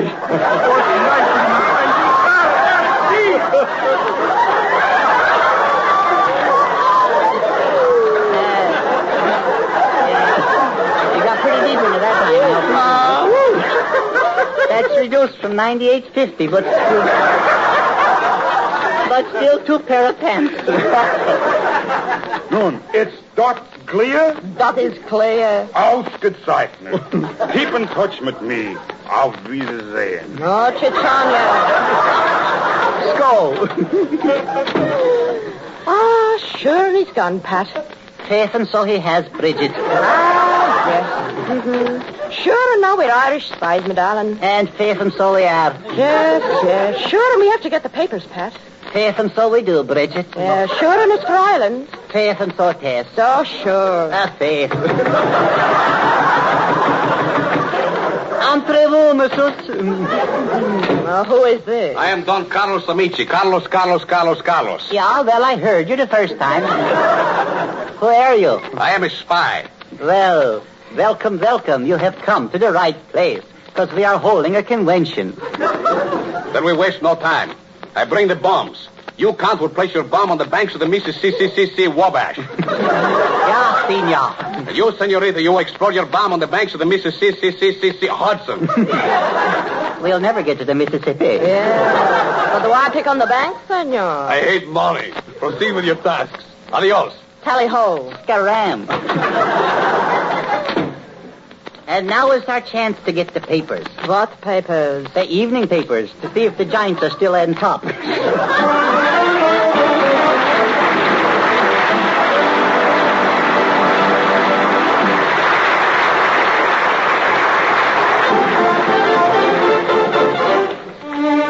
Well, after that session with Charlie, intrigue, and mixed dialects, I'm not quite sure who I am. But assuming that I'm still me, I'd like to sing a new song which should put us straight again. Me, myself, and I. I just left the convention, a most important convention. We had quite a lengthy chat, and I'm here to tell you that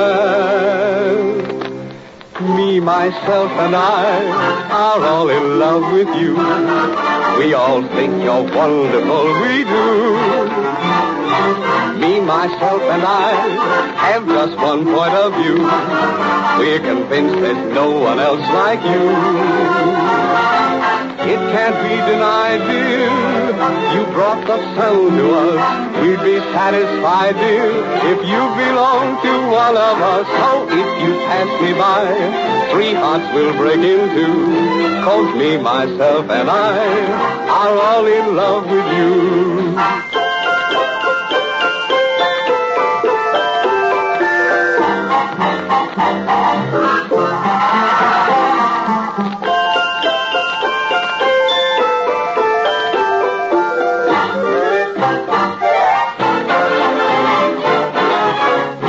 Myself and I are all in love with you.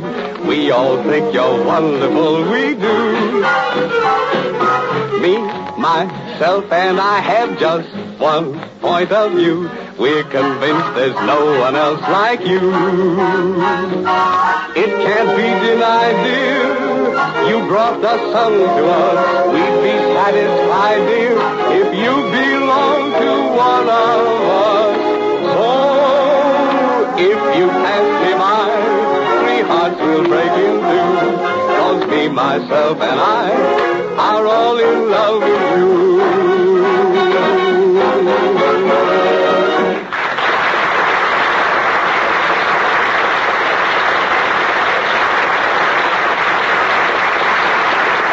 Somewhere a voice is calling, somewhere the sun is shining, somewhere a nose is blooming, somewhere a feud is brewing. Paging W.C. Field.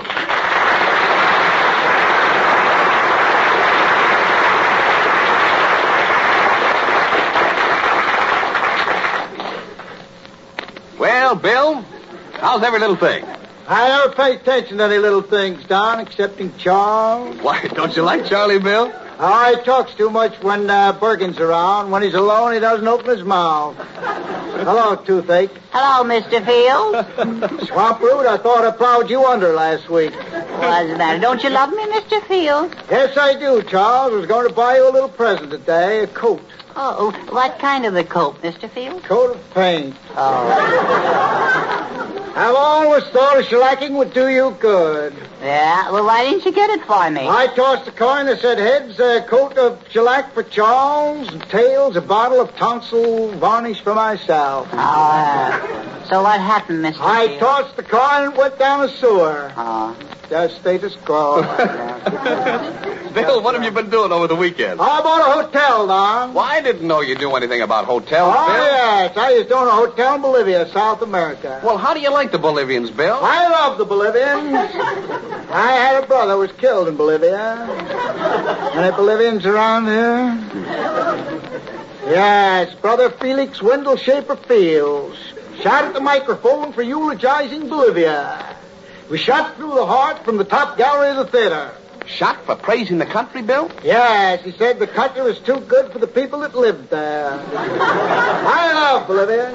Well, what did they do with the man who shot your brother, Bill? Did they hang him? No, the verdict was that the man who shot him was one of the best shots in Bolivia.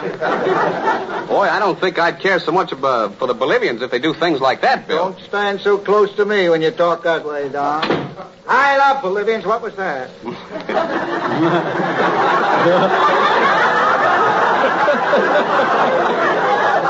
I never met a Bolivian that I wasn't passionately fond of. Oh, that was only a door slamming, Bill. I was in love with a girl in Bolivia once, Don. Oh, is that so? Yeah. I don't Bolivia.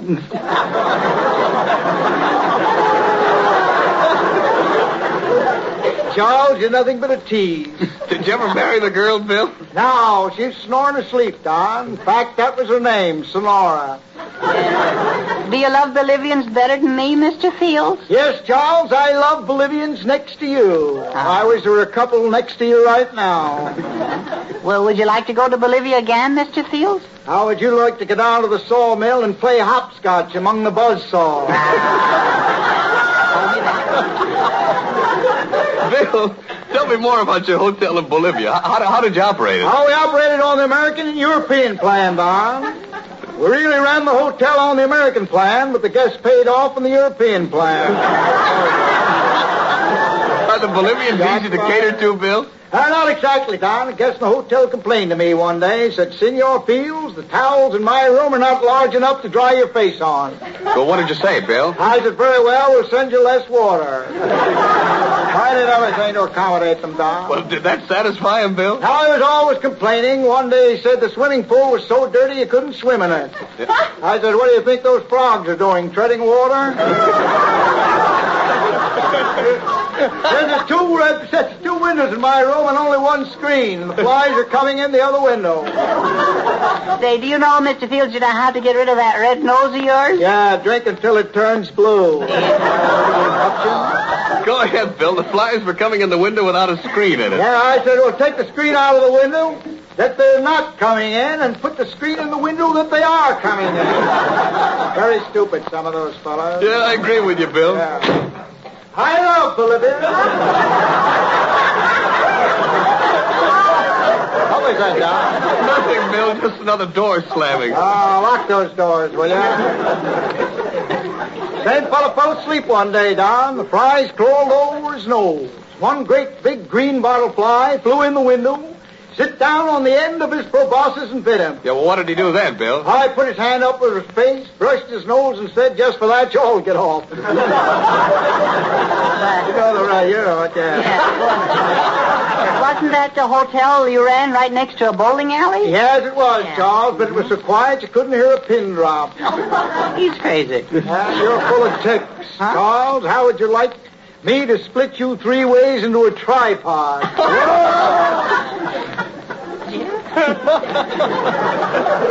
Now, my brother. Your brother? I didn't know we were talking about your brother, Bill. Ah, we will be from now on. I love Bolivia.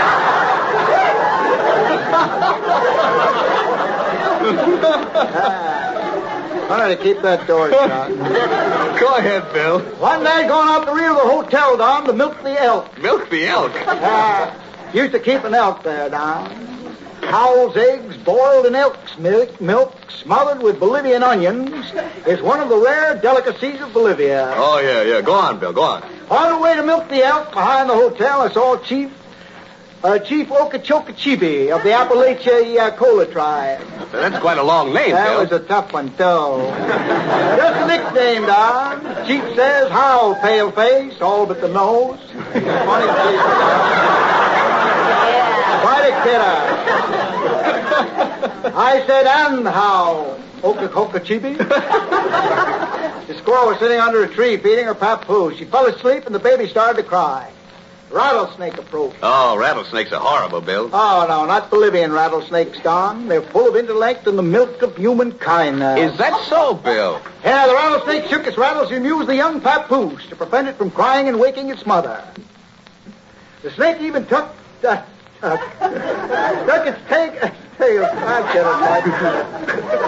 Even shook its tail in the baby's mouth so the baby could use it as a pacifier. Get it?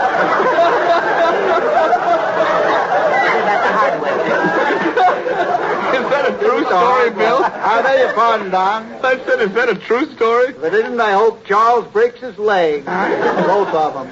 Oh, Bill, but you forgot to tell me about your brother. Oh, yeah, thanks, Don. I inherit some of my absent-mindedness from him. Well, what was this brother's name, Bill? Oh, I'd answer any name, Don, and stand without hitching. He lost his mind from playing marmalade-peg. Well, did he ever get it back again? Oh, yeah, lost his mind. He forgot to play marmalade-peg and got his mind back again. But he's quite a student, Don. Well, what did he study, Bill? Oh, at the graduation exercises, the dean called my brother. Dizzy Dean, I know. No, Charles, call Hubble. Oh. He said, wipe the gum out of your ears, will you? Dizzy Dean called my brother out. Out where, Bill? He called him out at second base. What am I talking about? You're talking about your brother, Bill. Oh, thanks very much, Don. The dean said to my brother Hamilton. Oh, his name is Hamilton, is it? The dean said, Hamilton, you're now a full-fledged doctor. Boy, I bet your brother was proud of that, huh? No, Don, he wanted to be a lawyer. The dizzy dean said, but, my son, you have just completed 4 years in medical college. So what did your brother say to that, Bill? He said, I came here to be a lawyer, and I'll stay here until I am one. It was all mixed up, Don. He had marmalade peg on the brain. Did he ever pass the bar? That was his trouble. He never did. Went to cut a man's appendix out once. After the operation, the patient said, you forgot to cut out my appendix. So what did your brother say, Bill? Says, what do you think this is in the jar? The patient says, look at him yourself. Did your brother look at him? He did. He said, great heavens, I've removed my own appendix. That's crazy. Terrible, Bill. Oh, yeah, my brother, he was pleading a case once, and he was so absent-minded, he saw it off the judge's leg. The jury laughed immoderately. No response from the audience. audience. He certainly was absent-minded. Yes, and he took after my cousin Penelope in that respect. Well, you never told me about your cousin Penelope. Oh, was she pretty, Bill? Oh, her face was so wrinkled, she looked like 7 miles of bad road. She had so many gold teeth, Don, she used to have to sleep with her head in a safe. Died in Bolivia. Oh, Bill, it must be hard to lose a relative. It's almost impossible. Bill, tell me, whatever made you leave Bolivia? I don't know, Don. I haven't found out to this day. I went to the governor's ball at Paz, Bolivia one night, and I woke up in the hospital next morning in Cucamonga, California. Well, what happened, Bill? I threw the covers off my bed and reached for the bell. The nurse came in and said, you've broken all cross-country records between here and Bolivia, and you're the only man alive who ever jumped clear across the Panama Canal. Says, whatever made you try to kiss the governor of Bolivia's wife? Oh, well, that was a silly thing to do, Bill. Whatever made you do it? I don't know, Don. Must have been something I drank. Yeah. How far is Bolivia from Cucamonga, Mr. Field? Just one night's run, John. Can I stay at your hotel, Mr. Field? Yes, you can stand in the corner. I'll drive spikes in your head, and you can be the official hat rack. Now, Bill, don't pick on Charlie that way. Oh, he can't hurt me, Mr. Amici. I belong to the CIO. CIO, eh? Can't injure oaks. No. Come, Charles, let me take you for a little walk. Where are we going, Mr. Field? What do you care? You're not coming back. I love Bolivia. I love Bolivia. I've forgotten the words to sing. He loves Bolivia, so thank you, Edgar Bergen and Charlie McCarthy, and thank you very much, W.C. Field.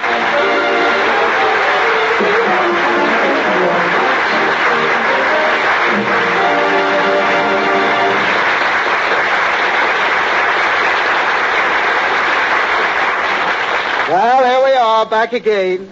Hear ye, hear ye, hear ye.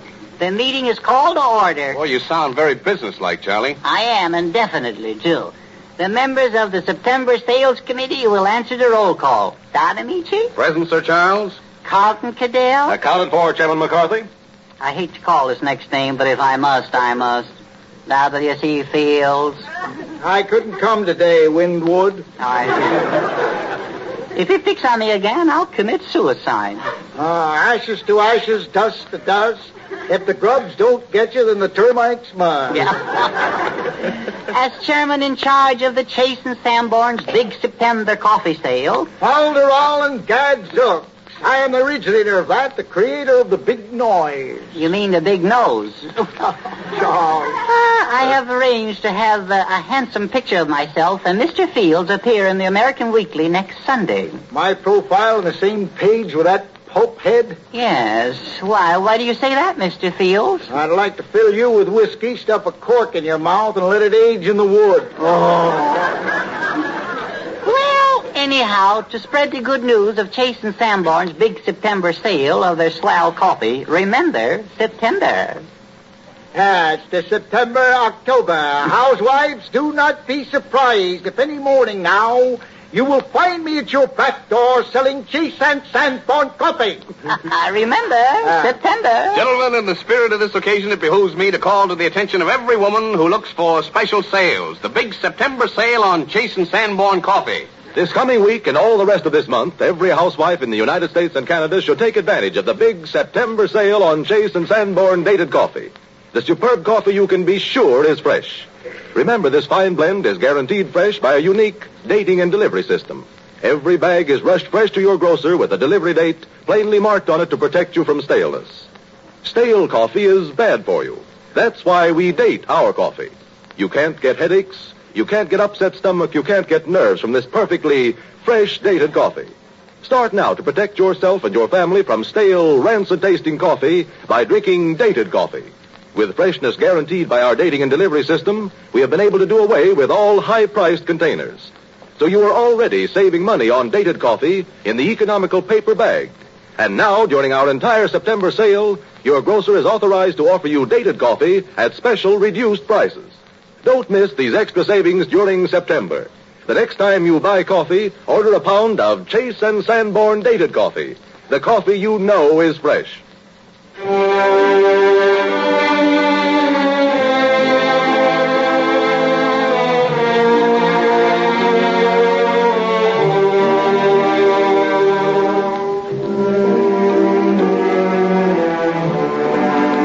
Wagner's opera, Tannhäuser, Nelson Eddy brings us one of the most beloved of all operatic arias, the song which Wolfram sings as he stands alone in the twilight and prays to the evening star.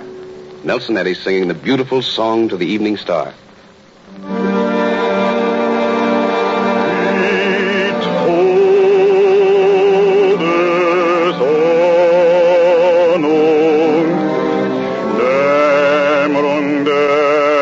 Die Lande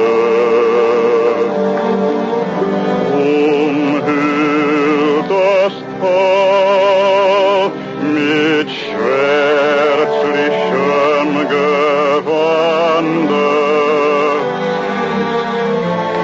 Der Seele, die nach jenen Höhen verlangt,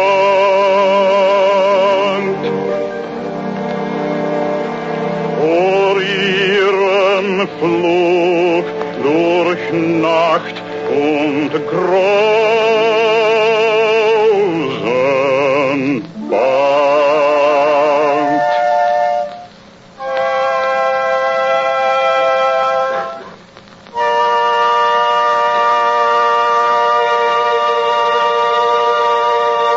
Da scheinest du, o lieblichster der Sterne, dein sanftes Licht entsendest du der Ferne. Die nächtige Dämmerung teilt ein lieber Strahl und freundlich zeigst du den Weg auf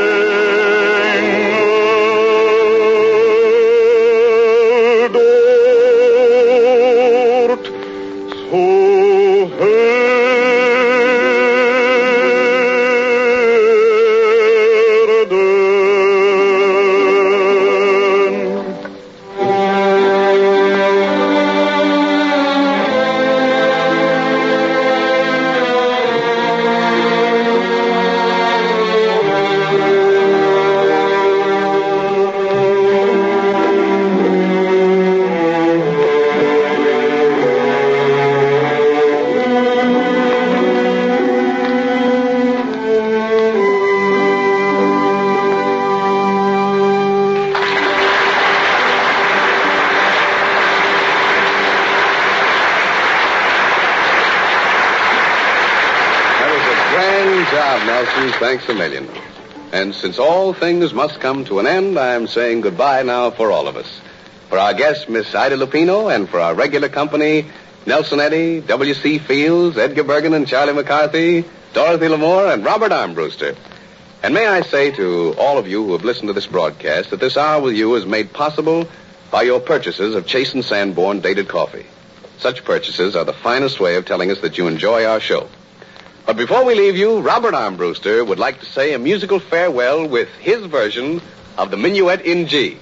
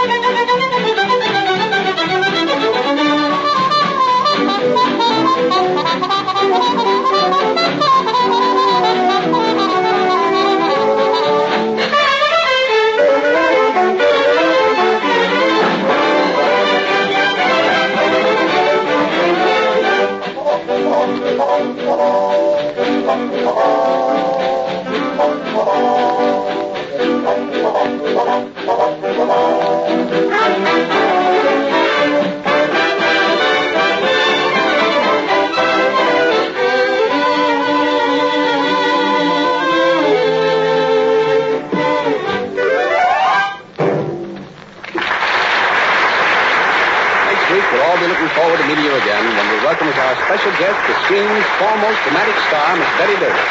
So until next Sunday at the same time, this is yours sincerely, Don Amici, saying au revoir.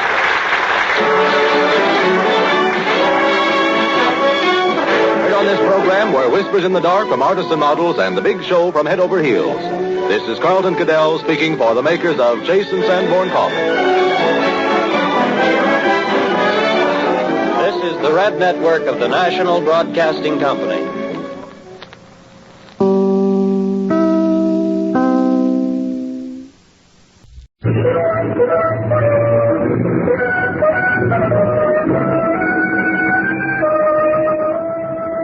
Bold Venture. Adventure, intrigue, mystery, romance, starring Humphrey Bogart and Lauren Bacall. Together in the sultry setting of tropical Havana and the mysterious islands of the Caribbean. Bold Venture.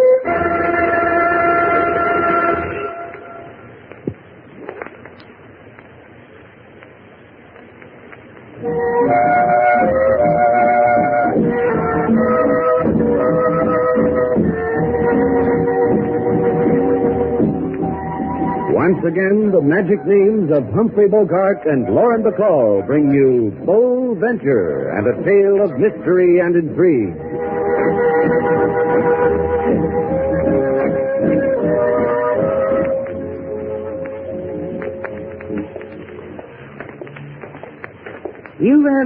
You won't regret this, Mr. Shannon. You'll see you won't. Mr. Shannon hardly ever regrets anything, do you, Slade? That's because I lead such a clean life. See what a lucky man you are, Mr. Bullock.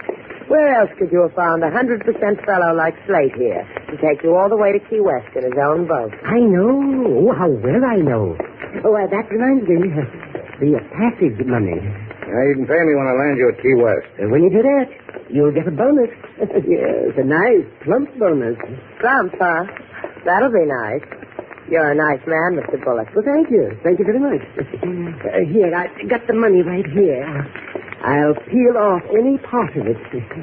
Just say when. What a big piggy bank you must have robbed, Mr. Bullock. Huh? Oh, Ian. Oh, you made a funny. Did you do that, sailor? Yes, she did. I've got $60,000 right here in my hand. Oh, piggy bank. Now, just say when, Mr. Shannon. Well, if it makes you that happy. When? What did I tell you, Mr. Bullock? You finally found an honest man. You're wonderful, Slade. Means a lot to you to get to Key West, doesn't it, Mr. Bullock? Oh, it does. Yes, it does. A man like me, I'm just not cut out for this excitement in Havana. I'm strictly a homebody. Carpet slippers, the pipe, the evening paper, but all of it in English. Something a man can hold on to. Yes, how much farther to your boat, Mr. Shannon? A couple of minutes.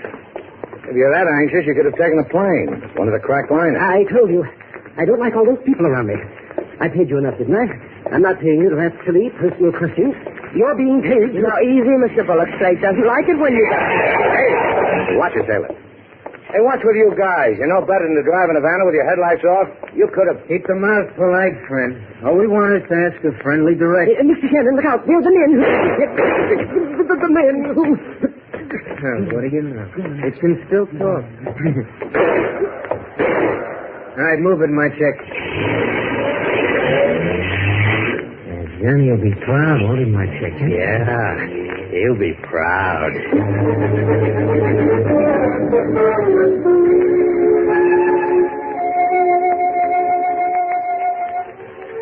Yeah, you should have seen it, Johnny. You should have seen it.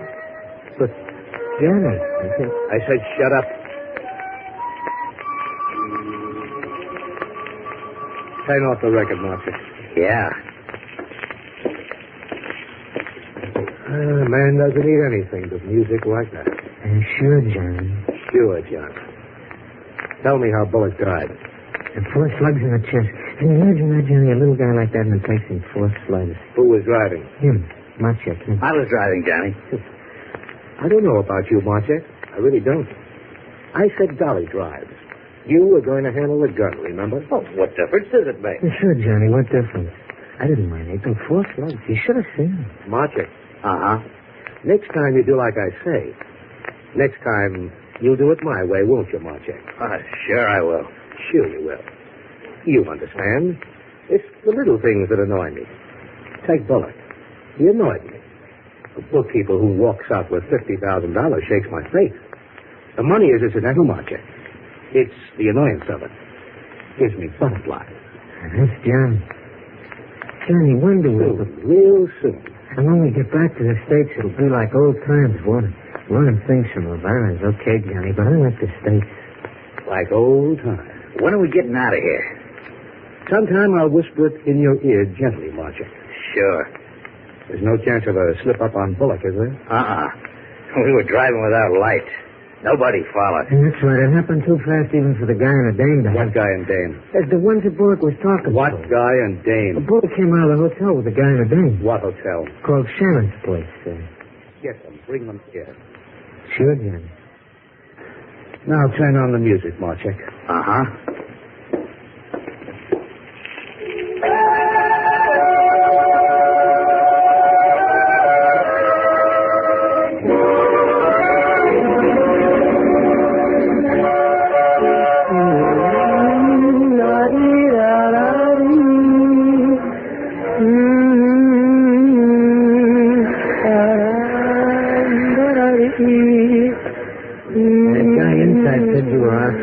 Said you were on the patio.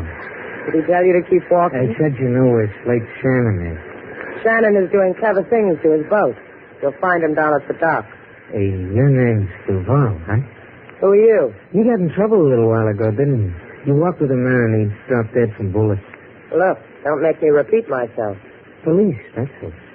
For a Cuban policeman, you've got quite an American lilt to your voice. Yeah, I got all the American movies. Come on, Sid. What are you talking about? Talking about come on, with me, the police. I'm arresting you for suspicion. Suspicion of what? Show me a bag. Come on, Sid. I get experience dragging people, too. Take your hands off me. Why, you're the man in the car. Yeah, you gonna stop fighting, or do I break this off on? Taylor! Straight, hurry. You did wrong, sis. What's the... Straight, he's got a gun. Okay, drop it. Taylor, get the gun. You're gonna be real sorry, mister. He's getting away. Yeah. You all right, Taylor? She slugged you good, huh? Are you all right? Let's go inside. He was the man who shot Mr. Bullock. Yeah, I noticed. Like you said, he slugged me good. I'll get you something. Hey, wait a minute. We've got company. sitting over there. Yeah. Wonder what he wants. Good evening, Senor LaSalle. Buenas noches, senor. Senorita. Are you sad also like me? Sad? See, this evening you were seen with a man who is lately murdered. That's why I am sad. You are under arrest, both of you.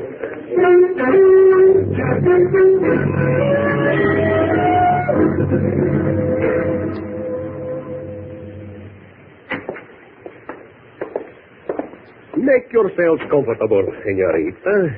Senor, we have a saying in Havana, my jail is your jail. Hasn't changed a bit, has it, Slate? Still cozy. Yeah, our home away from home. Same leg broken on same chair. Same cigar burns on same desk. Same picture of LaSalle Jr. No, it's not the same. Junior's a big boy now. How Junior has shot up. Thank you. Don't mention it. How is Junior? Remarkable. He is now in attendance at Yale. Bula bula for him. Oh, you are too kind. Well, how long did we crook our pinkies at each other, LaSalle? I gave you the hoodlum's gun. All you have to do is trace it. I'd get you Bullock's murderer. I'd get us out of this coffee clutch. You and us. This we shall do, senor, the tracing of the gun. However, there is also a matter of question. I've already chosen my category. How about you, Slate? And what's the question? We told you he shot Bullock down in cold blood. We were taking a walk. Bullock didn't get to finish it, that's all. This murderer of which you speak, you know him? You can describe him? He was American. He carried an American gun. He got a cold right cross. What else is there to know about a man in the dark? I could think of something. The license number of the car. You jotted it down? I knew we forgot something, sailor. Next time I'll bring my ballpoint. Yeah, do that. Which brings us to the 64 peso question. Junior has written me of such. What business has Senor Bullock with you? He hired me. He hired my boat. Take him to Key West. He was a simple little man. Still, he had almost $50,000 on him. Perhaps you will tell me why. Sure. Simple little men put their pennies in Christmas savings. You'd be surprised how it adds up. It could have been a good fee to take him to Key West. $50,000. Perhaps this hoodlum you speak of, perhaps he had feared you would not share with him, eh? Hey, look, I told you what happened. Buenas noches, Senor LaSalle. Everybody? Well, will you be glad I'm here, Shannon, you and the lady. Will you be glad? What is it you want, Senor Armand? A favor, Senor. Just release Shannon and Duval. Because I ask you. Because I've got a writ that says you have to. Give it to me. It is in order. You are released. But walk careful in Havana, senor? Senorita? Just like you say. Give my regards to Junior, huh? Let's get out of here. Yeah. Well, I told you. The chief and me, we're just like that. I do favors for him, him for me. And you for who else? Your benefactor. Lovely man. He arranged it all. He's dying to meet you, too. Let's not keep him waiting, huh? He sounds like a doll. Shall we go, Slate? Not you, just me and Buster here. Now, look. I said go home, sailor. You take me to my benefactor, huh, Buster? I don't want to share him with anybody.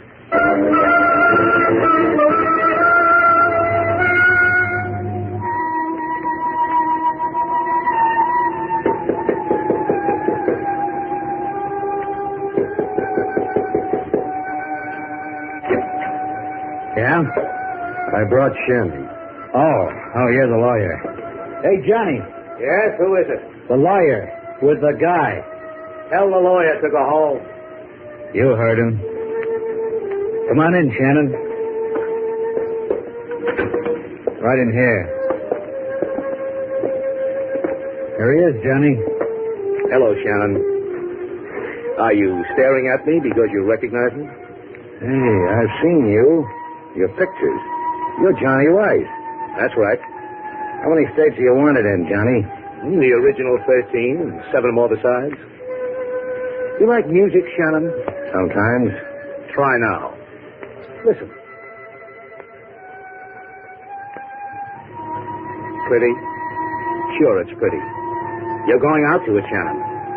Only because you know I'm in Havana. Whoever told you I knew that? Marchik. Uh-huh. Kill him. Johnny, I said Yeah. Listen to me.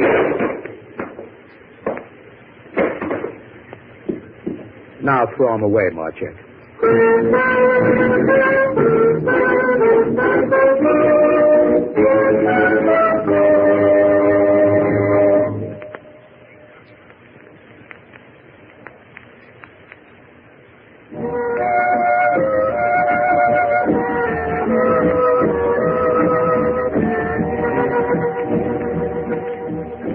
Now, back to Bold Venture. Our stars, Humphrey Bogart and Lauren Bacall, and the second act of our story.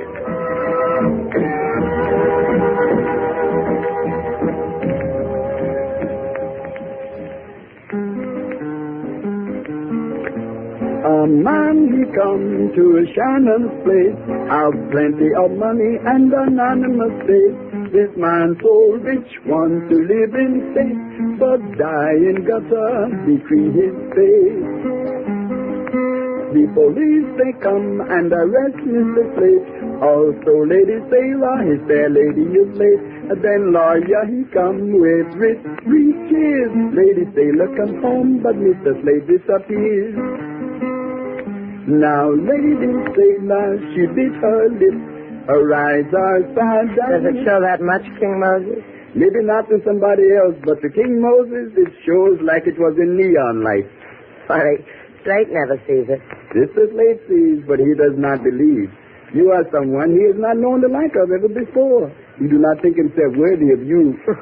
That'll be the day he underrates himself. I know him longer than you, Lady Sailor. Well, then maybe you can tell me where he's been all night, because you know him so well. I cannot. In Havana, there are many places. One goes because one has a desire in his heart also. Or what, King? Or there is a desire in someone else's heart to please, to do harm. Slate can take care of himself. Yes, but sometimes a man gets hurt taking care of himself. Sometimes. How could he have got hurt? We were in the police station. A lawyer named Harmon came in with a writ. Slate went. Get me my coat, King. You go someplace, Lady Sailor? Yeah, to see our lawyer. We got him for free yesterday. Maybe he'll tell me where he took Slate for free.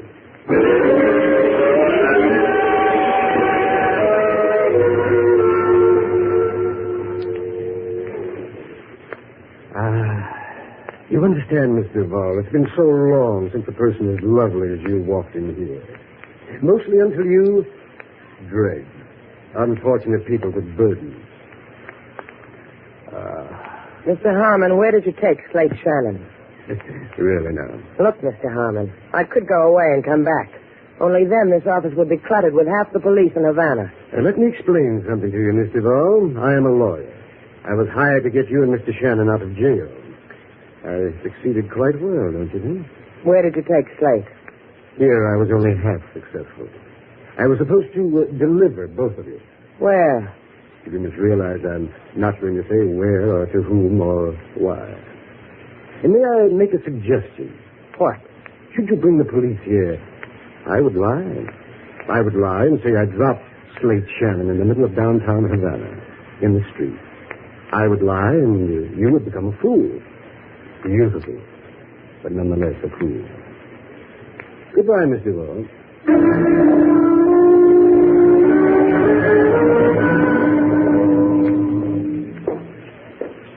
Come on, wake up.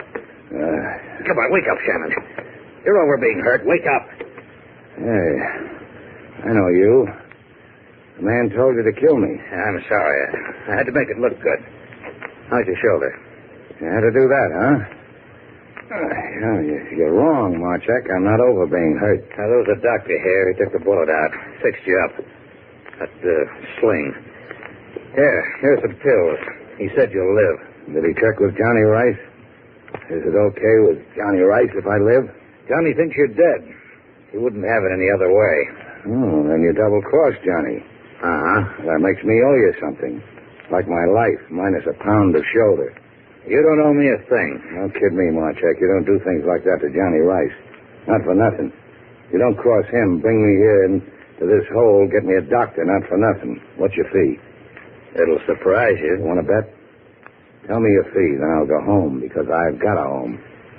I work for the Treasury. I get it. You don't like to kill with guns. You're going to kill me with jokes. See? My credentials. Look at them. Go on, look at them. And you win. Surprises me. It always does. Every time. Yeah, I know. I saw the movie. We've wanted Johnny Rice a long time. We don't want to lose him in red tape. You're going to help us get him. Am I? He's going to make a run for the States tonight. We'll arrest him there. I'll recommend your book. Thanks. You're Miss Duval. Can she handle a bold venture? Leave her out of it or I don't play. All right. I'll go find somebody else. Hey, come back, Jack Armstrong.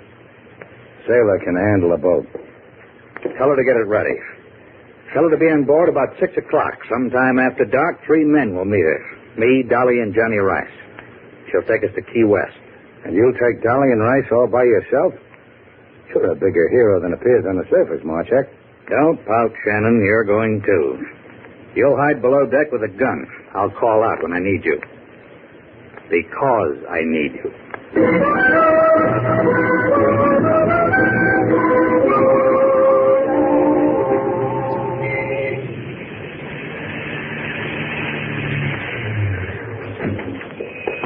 See you later, Marchek. Yeah.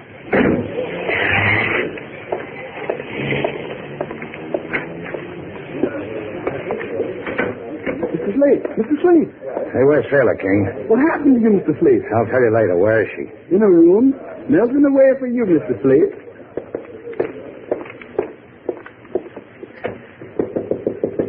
Sailor. Slate, where have you been? Why didn't you... Now, watch it. The tears are getting my bandage wet. Hey, what's the matter with you, Sailor? Your arm. Ah, it's my shoulder. Used to have a bullet in it. Cut it out, will you? Man spends a hard night getting shot. He likes to come home and see a girl with her hair combed and lipstick on, looking nice. Look in the mirror. I'm sorry. Forget it. We're going to Key West.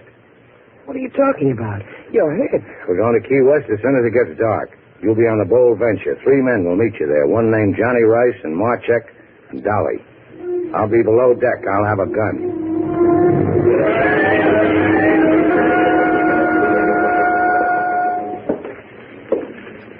Ahoy! Bold Venture! Ahoy! Come aboard. Well, good evening. I'm Johnny Rice. And you're Sailor Duval. You sit over there. No. You're at the wheel of this tub. I'm your right-hand man. Right beside you. Let's get moving. We wait for 2 more men. Marchek and Dolly? That's right. When Marchek paid me for this trip, he said you, him, and something named Dolly. How much did Marchek pay you for this trip? $300. He did well by it. I'll thank him again when he comes aboard. I'm afraid not. He's dead, like your friend Slate. Dead? That's right. I caught Marchek placing a phone call, transatlantic to the Treasury boys. Can you imagine Marchek doing that? That's why he's dead. What about Dolly? He's packing Marchek to bury him wherever he wants to bury him. I'll meet Dolly in the States. Then there's going to be only you. And you. Let's go to Key West, Mr. Bell.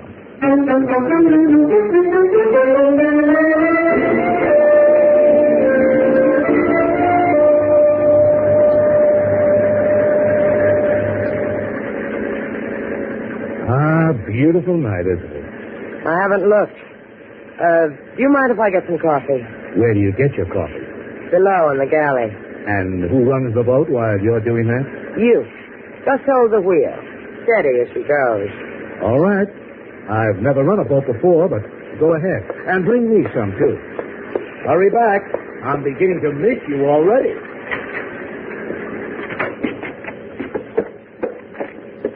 Slate.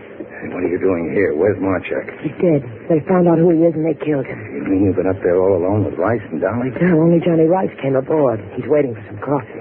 I'll carry it to him on this gun. Be careful, Slate. Your arm. Don't worry about it.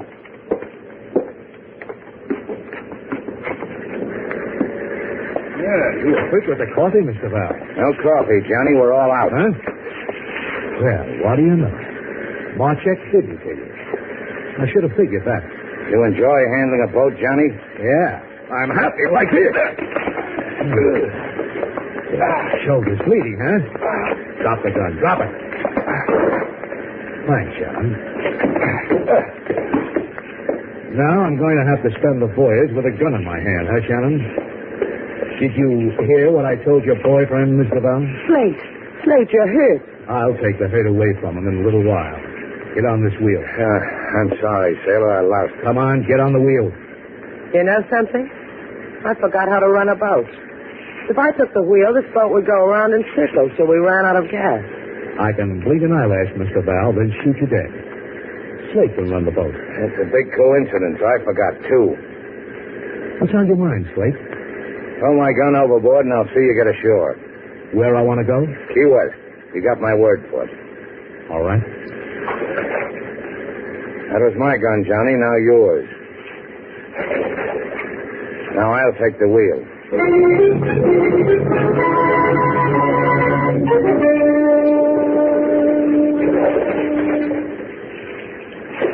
How much water, sailor? About 7 feet. Won't be long now. I can see the lights in the coast. Take another sounding, sailor. All right. 4. Better cut the motors. Now 2. All right, Johnny, jump. Jump? That's right. I can't take the boat on the beach. You'll have to walk from here. Go ahead, jump. All right. So long, Johnny. I'll find you, Slate. I'll find you now. Hey. What's the matter, Johnny? There's beach. There's water on the other side of it. Where am I? So long, Johnny. How did I do, sailor? I don't know what you did. I told him I'd put him ashore on my part of the bargain. That sandbar is a mile from Key West, but it's part of Key West. The tide will be in a half hour. They'll drown. Get on the ship-to-shore phone, sailor. Get the Coast Guard. Give them Johnny's position. If they hurry, they'll get him alive.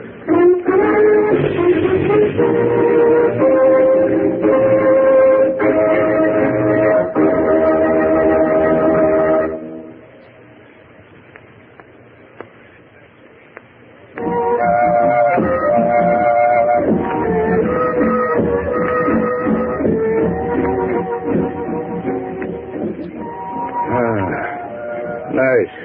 Where am I? Nurse. Take it easy, Slate. I'm not a nurse. It's a sailor. Water. Oh, help me, Slate. If I thought you had a fever... The room is spinning. Everything's going black. I've got no pulse. I'll go get you one. Oh, thanks, nurse. I'll be right back, baby. Time for your 10 o'clock feeding. Why are you nurses always talking shop? Come here. Let go of me. Oh, come here. Boy, you really have got a fever.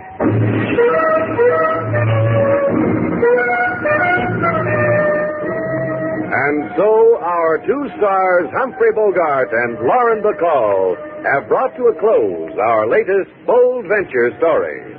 Special music was composed and conducted by David Rose. May we invite you to listen again next week at this time for another exciting adventure starring Humphrey Bogart and Lauren Bacall together in Bold Venture.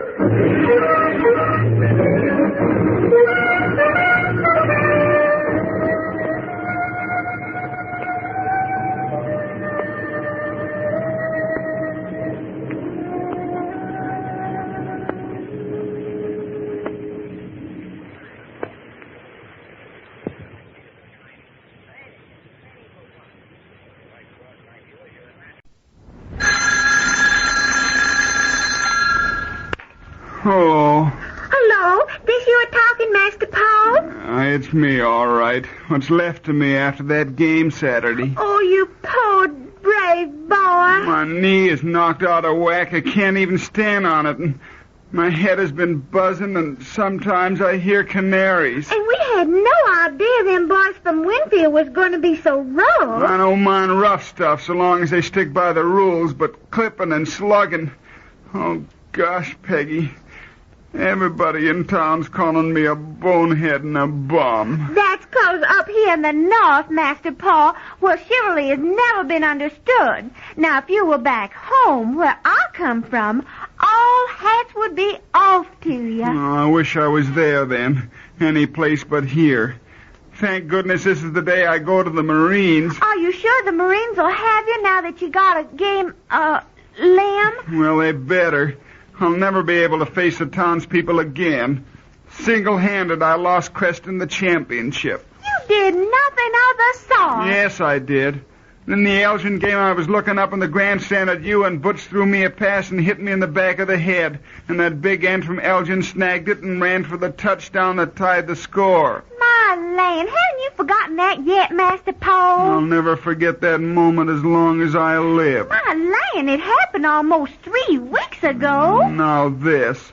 Admitting I made that touchdown illegally. You don't regret your decision, do you, Master Paul? No, but I'd hate to have it come up again. Maybe I was a boob. Everybody says I was.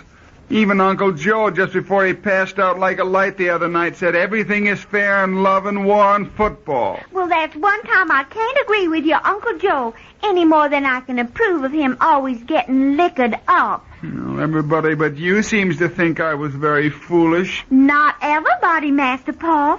Why, I wish you could have heard the sermon our rector preached, using your noble exploit as his topic. Huh?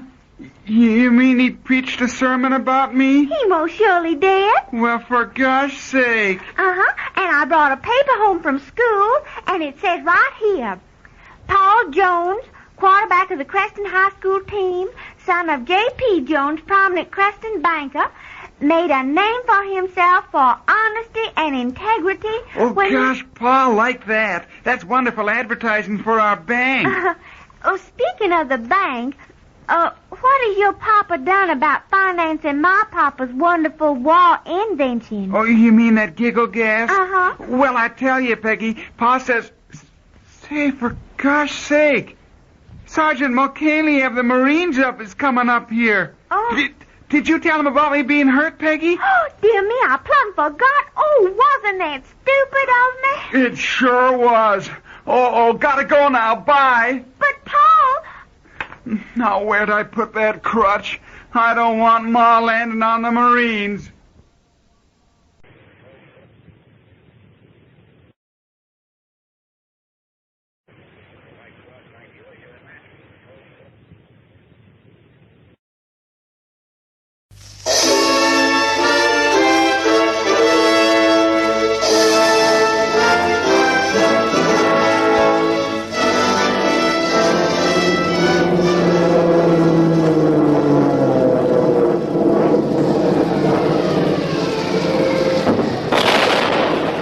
To the men, living and dead, who did these things, we dedicate this program, The Dam Busters, presented by the author himself, Paul Brickhill, dramatized by Morris West, an Australasian radio production.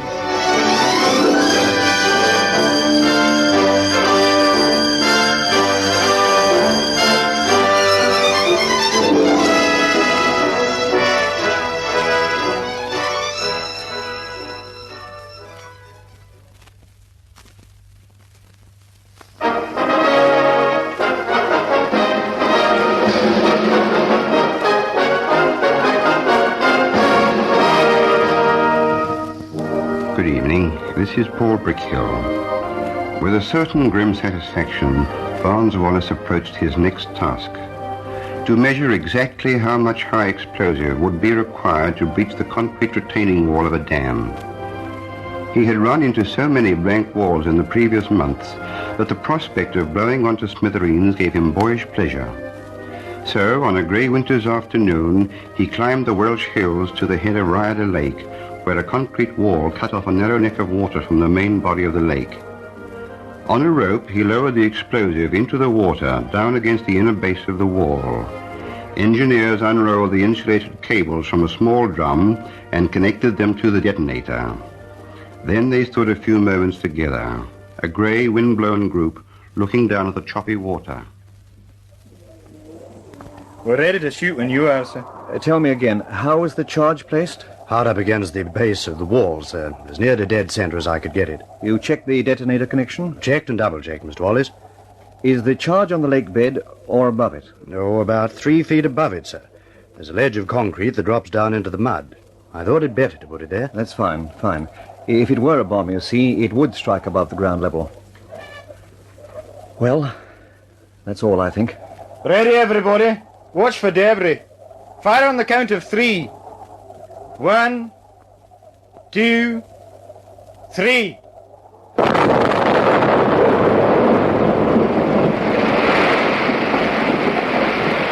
The dam's gone!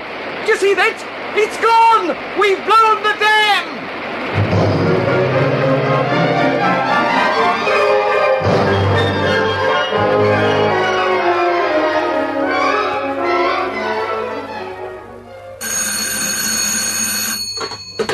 Hello?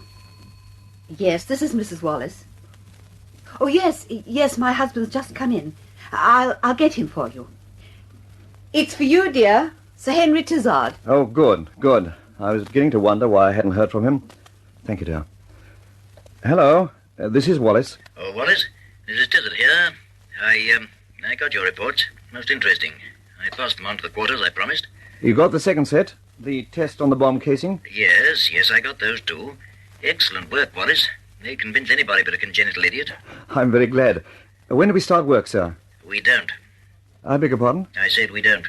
Believe me, old man, I'm as disappointed as you are, but, But what? The reports are now in the hands of a bunch of people who call themselves policy controllers. They regard the whole idea as unpractical and wasteful. Oh, no. Now, I don't want you to lose heart altogether. This is going to take some more time. The trouble is, so few people in London seem to be able to read. I'm working on other approaches now.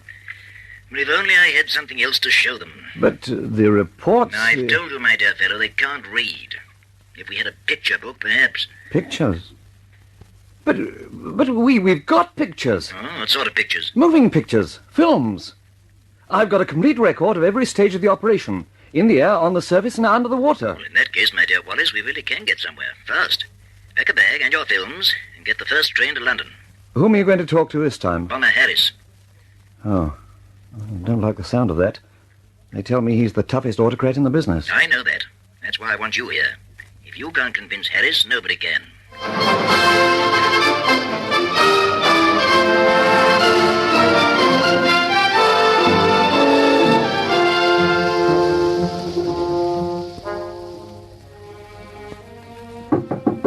Come in. No, it's you, Tizard. This, I suppose, is your inventor fella. This is Mr. Barnes Wallace. Oh. Well, sit down. Take a chair. Haven't much time to waste. Now, what the devil do you want, Wallace? I got no time for you damned inventors, you know. My boys' lives are too precious to risk in your crazy inventions. I designed the plays that your boys are flying today. What's that? Oh, did you?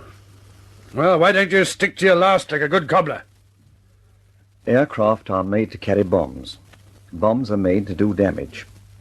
I've worked out a plan for destroying the German dams in the Ruhr. As I've heard about it. It's far-fetched. I don't think so. I've tested it. It works. If you think you can walk in here and get a squadron of Lancasters out of me, you made a mistake. You won't. Now, look here, Sir Arthur. Take it easy, Wallace. We don't want a squadron, sir. We'd like a chance to prove it in trial with one Lancaster first. Well, you really think you can knock a dam down with that thing? Yes. Well, it may take 3 or 4, but we can put them all in the same place. We'll prove it will work. Prove it, and I'll arrange a squadron. But I'm tired of half-baked inventors trying to run things. Now, look... We've got some films here that show clearly how it works. All right, let's see 'em. I'll get Sanderby in on this. He can work the projector. If it's as good as you say, there's no point in letting everyone know. Come into the projection room. I'll have some tea sent in.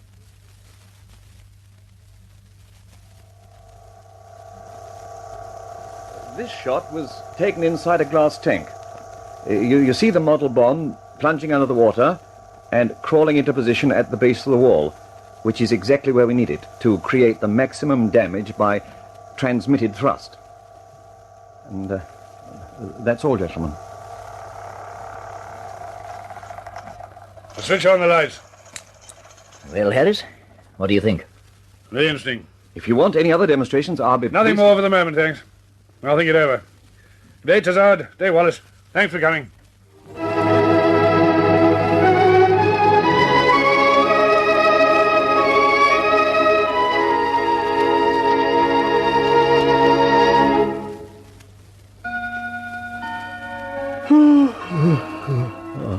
It's 9 o'clock, dear. You're tired.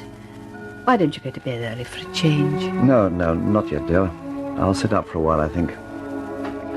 You know, I've been wondering Wondering what, dear?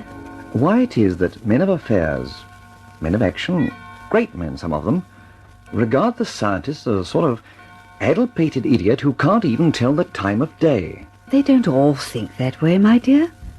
After all, you told me yourself you had a very satisfactory interview today with Air Marshal Harris. Well, it wasn't unsatisfactory. The saddening part is that it has taken all these months to persuade him to regard me as what I am, a reputable scientist with solid achievement to his credit. Look, my dear, Vickers themselves have made hundreds of thousands of pounds out of me alone. They know that when I present them with a set of figures and drawings, it's solidly reasoned, accurate work. Not to be dismissed lightly because they don't like the colour of my eyes or the way I wear my tie. There are times when I... Dear, who can be calling at this hour? Oh, I'll take it. It's probably someone from the works.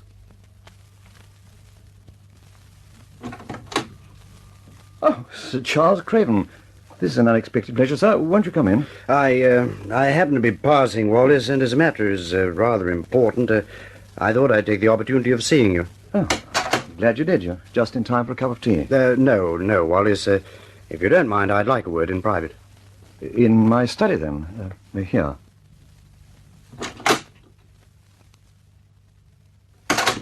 And now, Sir Charles, what can I do for you? This could be awkward for both of us. Awkward? In what way? Well, as you know, Wallace, you are and always have been one of the most important and most valued members of Vickers. I'm glad to hear it. The work which you are doing on aircraft design is of vital importance to this country and to the Empire. I'm aware of that, too. Unfortunately, Wallace, you seem to be diverting a great deal of time and energy to this project of dam construction. All of which is quite within the scope of my contract. Oh, yes, quite. No question of that at all. However, Wallace, it appears that you've been peddling this project with some insistence around the ministries. It's an important project. I've used every effort to have it accepted. Quite so. Unfortunately, Wallace, I have received information from certain friends of mine which indicates that you have been making a nuisance of yourself around the ministries. I have been asked to request you in the politest possible fashion to stop this nonsense and stick to your own job. In that case, Sir Charles, it would appear that I'm not acting in the best interest of the war effort. I feel, therefore, that I should offer you my resignation and try something else. You mean to say that it's mutiny? That's what it is, Wallace. Mutiny! Mutiny! Do you mind letting yourself out, Sir Charles? I've had a long day. I'm very tired. Good night, Wallace.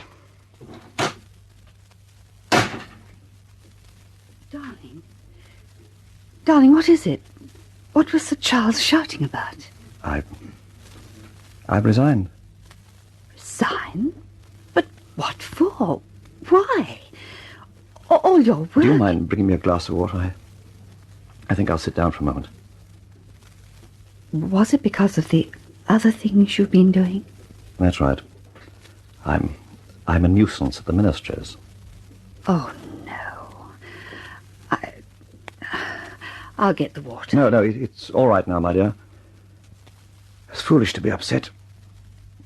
Just make me a cup of tea. I think I'll go to bed. Good night, my dear.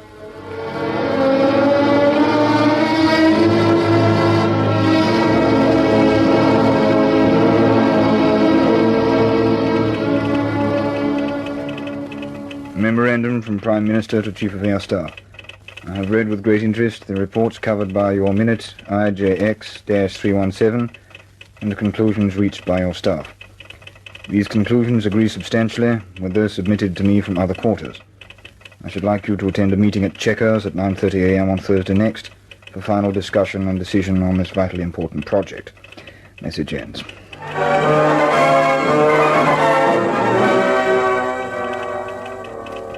Memorandum acknowledged. I shall be present at the Chequers meeting on Thursday next at 9:30 a.m.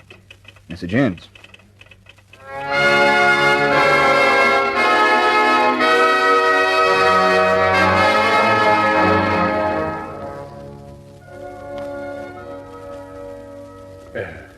Morning, Mr. Wallace. Huh? Oh, morning, Bud. Oh, Mr. Wallace. Yes, Bud, what is it? I left a message in your office, Mr. Wallace. Sir Charles Craven would like to see you when you come in. Sir Charles? Oh, yes. Yes, Bert, I'll call in and see him.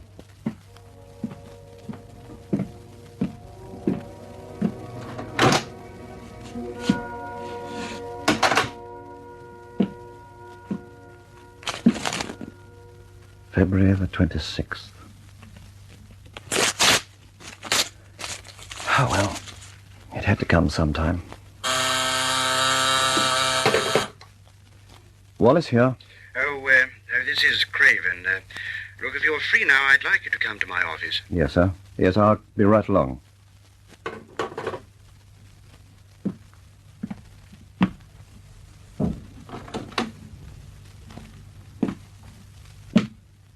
Nuisance to the ministry. Nuisance to the ministry. Nuisance to the ministry. Come in.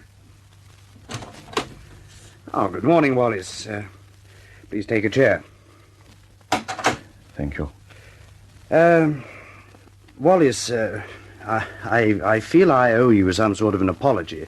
Well, for... It's unnecessary, Sir Charles. You will probably be called to London within the next hour or two, but for obvious reasons, I should like you to have the news from me first. What news? Mr. Wallace, orders have been received from the Prime Minister through the Chief of the Air Staff that your dams project is to go ahead immediately. The operation must be ready at all costs no later than May. I see. That's very good news, isn't it, sir? That's very good news.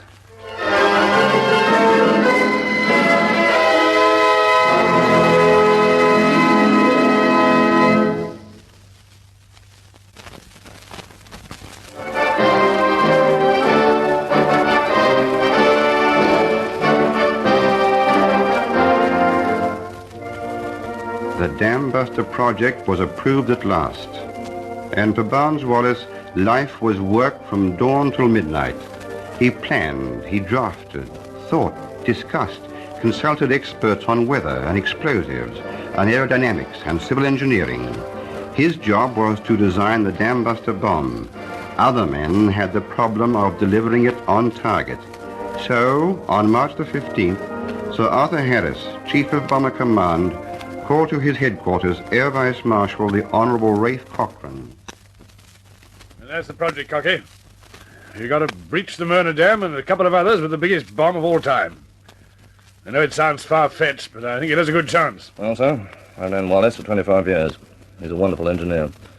I've never known him not to produce the goods. You know how he works. I hope he produces the goods this time. Now, Cocky, I want you to organize a raid. Ask for anything you want, as long as it's reasonable. Well, it's going to need some good air crews. I think I better screen one of my squadrons right away and start training them. No, I don't want to do that. I don't want to take a single squadron out of the line if I can help it.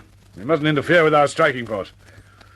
What I have in mind is a new squadron of experienced people who are just finishing a tour of duty. Some of the keen chaps won't mind doing another trip. You find enough in your group? Yes, sir, I think I can.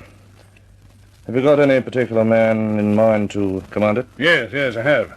Gibson. Guy Gibson. You couldn't find a better man. As a matter of fact, he's going on tonight. It's the last trip of his third tour. Then he's due to leave. Let's hope he gets back safely. What's the target? Stuttgart. It's liable to be a dirty run. In fact, I'm rather worried about it.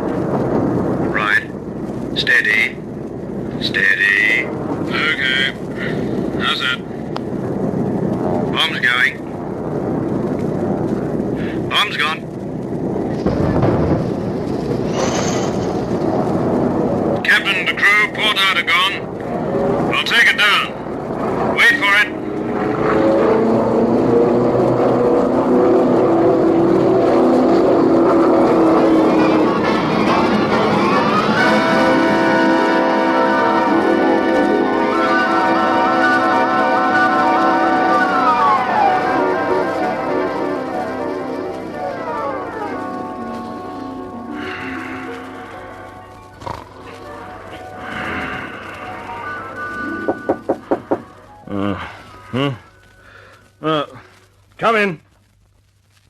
Come in! Sorry to wake you so early, sir, but there's an urgent message from group headquarters. Oh, no. I'm going on leave today. Yes, sir. Let's hope it's nothing... let's hope. Give it to me.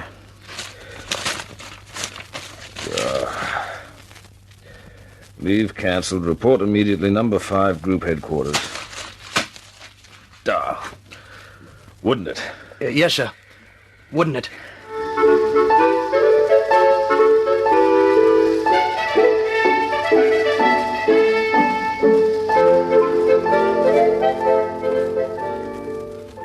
Gibson.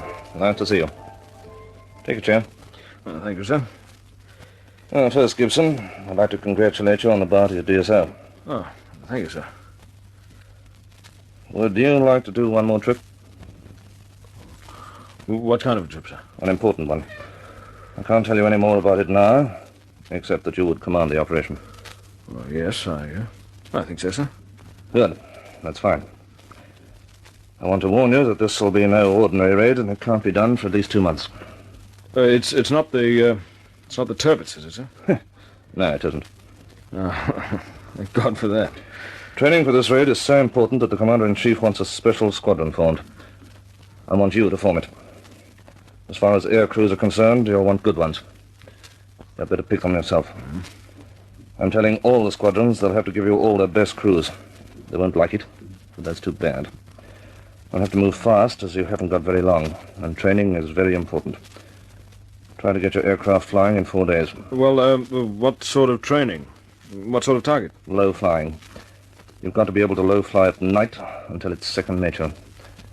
I can't tell you the target yet, but you've all got to be perfect at low flying at night. I know just the boy in Australia, Mickey Martin. Even got a gong for low flying. Get hold of him. Yes, sir. Now, how about aircraft, sir? The equipment staff have that in hand. The first will be flown in tomorrow. One thing more. Yes, sir? Security. This is a top-secret operation. As far as the others are concerned, this is just an ordinary new squadron. Very good, sir. Group Captain Whitworth commands the bomber base at Scampton. You'll be training there. He'll give you any help you want. That's all, Gibson. Good day. Well, good day, sir.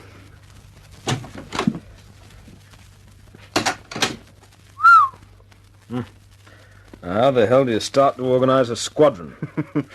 Well, that's one of the things even a wing commander is expected to boggle at. There are 21 crews, 7 men in each. There are pilots, navigators, engineers, bomb aimers, wireless operators, and gunners. There are 21 aircraft. There are a dozen different trades in the ground crew. There's a list of equipment from spark plugs to thermos flasks. There are blankets and beer bootlaces and toilet paper. And to get all those things, you have to have a number. A number? What sort of a number? A squadron number, of course. I haven't got a squadron yet.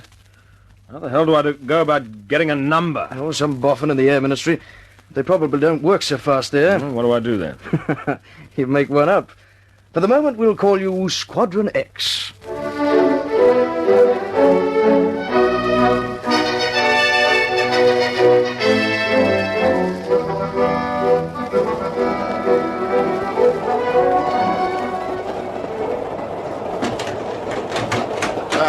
Do you mind if I... Well, holy smoke, Gibson, Guy Gibson. Mickey Martin. Oh, come in. Come in, boy. Sit down. Hey, I sent out a panic call for you 2 days ago. Yes, I got it. I'm on my way to Scampton now. What gives, Guy? What's all the mystery about? Well, it's a long story, Mickey. Most of it I don't know myself. Something about a new squadron. Oh, something, yes. We haven't even got a number yet. A lot of the boys are waiting for us at Scampton. Oh, nice to be with you, Guy, but why me? Well, it's a low-flying job. I want you for training the boys. Do I come in on the strike? You do. Fine. That's all I wanted to know. Whatever boys have you got? Well, there's Hopgood, Shannon, an Aussie, and Burpee, they're from my own squadron. Dingy Young is senior flight commander, and there's quite a bunch of Aussies. Simpson, Foxley, Jack Lego, and Bob Hay. They're my boys. That's a good show. Yeah, we've got a fine bunch of blokes, but I hate to think of the sorting out we've got to do when we get to Scampton. Yeah. You need a good flight sergeant to do that for you. No, I think I got one. Chiefy Powell. You know him? Sure. He's good. He knows his job and he looks after the men. That's a good start, Mickey. I'll be glad to get all the details sorted out and start training.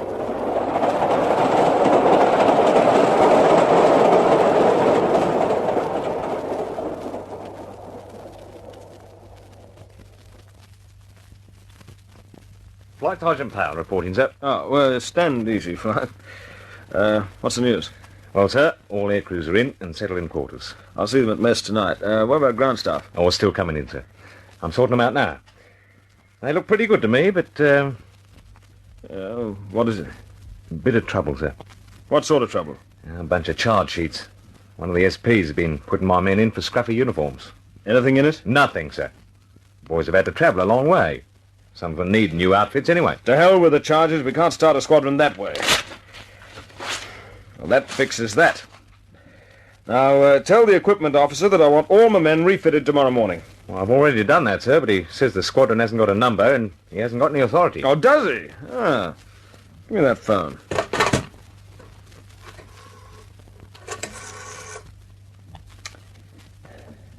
Ah, is that the equipment officer? Listen, this is Gibson. And what's this I hear about no refit for my men? I don't give a tinker's damn whether they've got a number or not. That's not your business, that's mine. I want every one of those men completely refitted before parade tomorrow morning. To hell with the papers. I'll sign them when I'm ready. That's that. All right, take over, Flight. I'll see the men on parade tomorrow morning. Yes, sir. And, sir. Yes? I think I'm going to like this squadron, sir.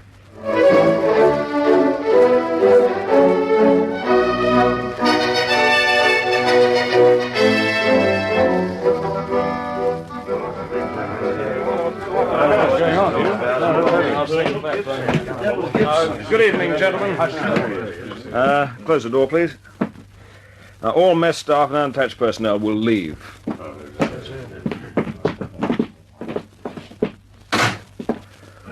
Right. Now, I know you're all wondering why you're here. Well, you're here as a crack squadron to do a special job, which I'm told will have startling results and may shorten the war. I can't tell you what the target is or where it is. All I can tell you is you'll have to practice low flying, day and night, until you can do it with your eyes shut. It's the ruddy turpits. No, don't jump to conclusions. It may be the turpits, it may not. Whatever it is, I want you to be ready. If I tell you to fly to a tree in the middle of England, I want you to be able to do it. If I tell you to fly through a hangar that isn't wide enough for your wingtips, I want you to be able to do that too. You've got to do everything you're told without question. Now, discipline is essential. So is security. You're going to be talked about. Rumors are flying about already, but you've got to keep your mouths shut. If you get stuck in the pub on the hops and someone asks you what it's all about, tell him to jump in the river. Your lives depend upon secrecy. If we can surprise the enemy, everything will be fine. If not, well, then you're old enough and ugly enough to know what happens. That's about all. I'll give you more details in the briefing room tomorrow morning. Well, now, I'd like someone to buy me a drink.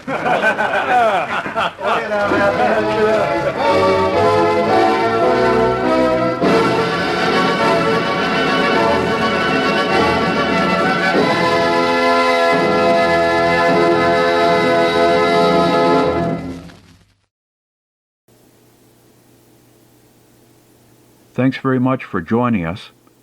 We'll see you again next week, 18 February. We begin at 8 o'clock p.m. Central Time and run 3 hours until 11. Wishing you a happy Valentine's Day. And as always, sweet dreams. This is a production of Lobato Studios, Sao Paulo, Brazil. Take it away, Bing. Now for a song, here's I Need You Now. If I ever needed you, I need you now.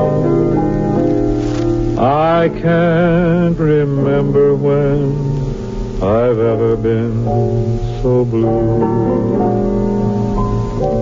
If I ever needed love, I need it now. I feel so all alone, I don't know what to do. No day or night goes by when I don't have my cry. I feel like I could die from wanting you. I can't ease my aching heart, but you know how.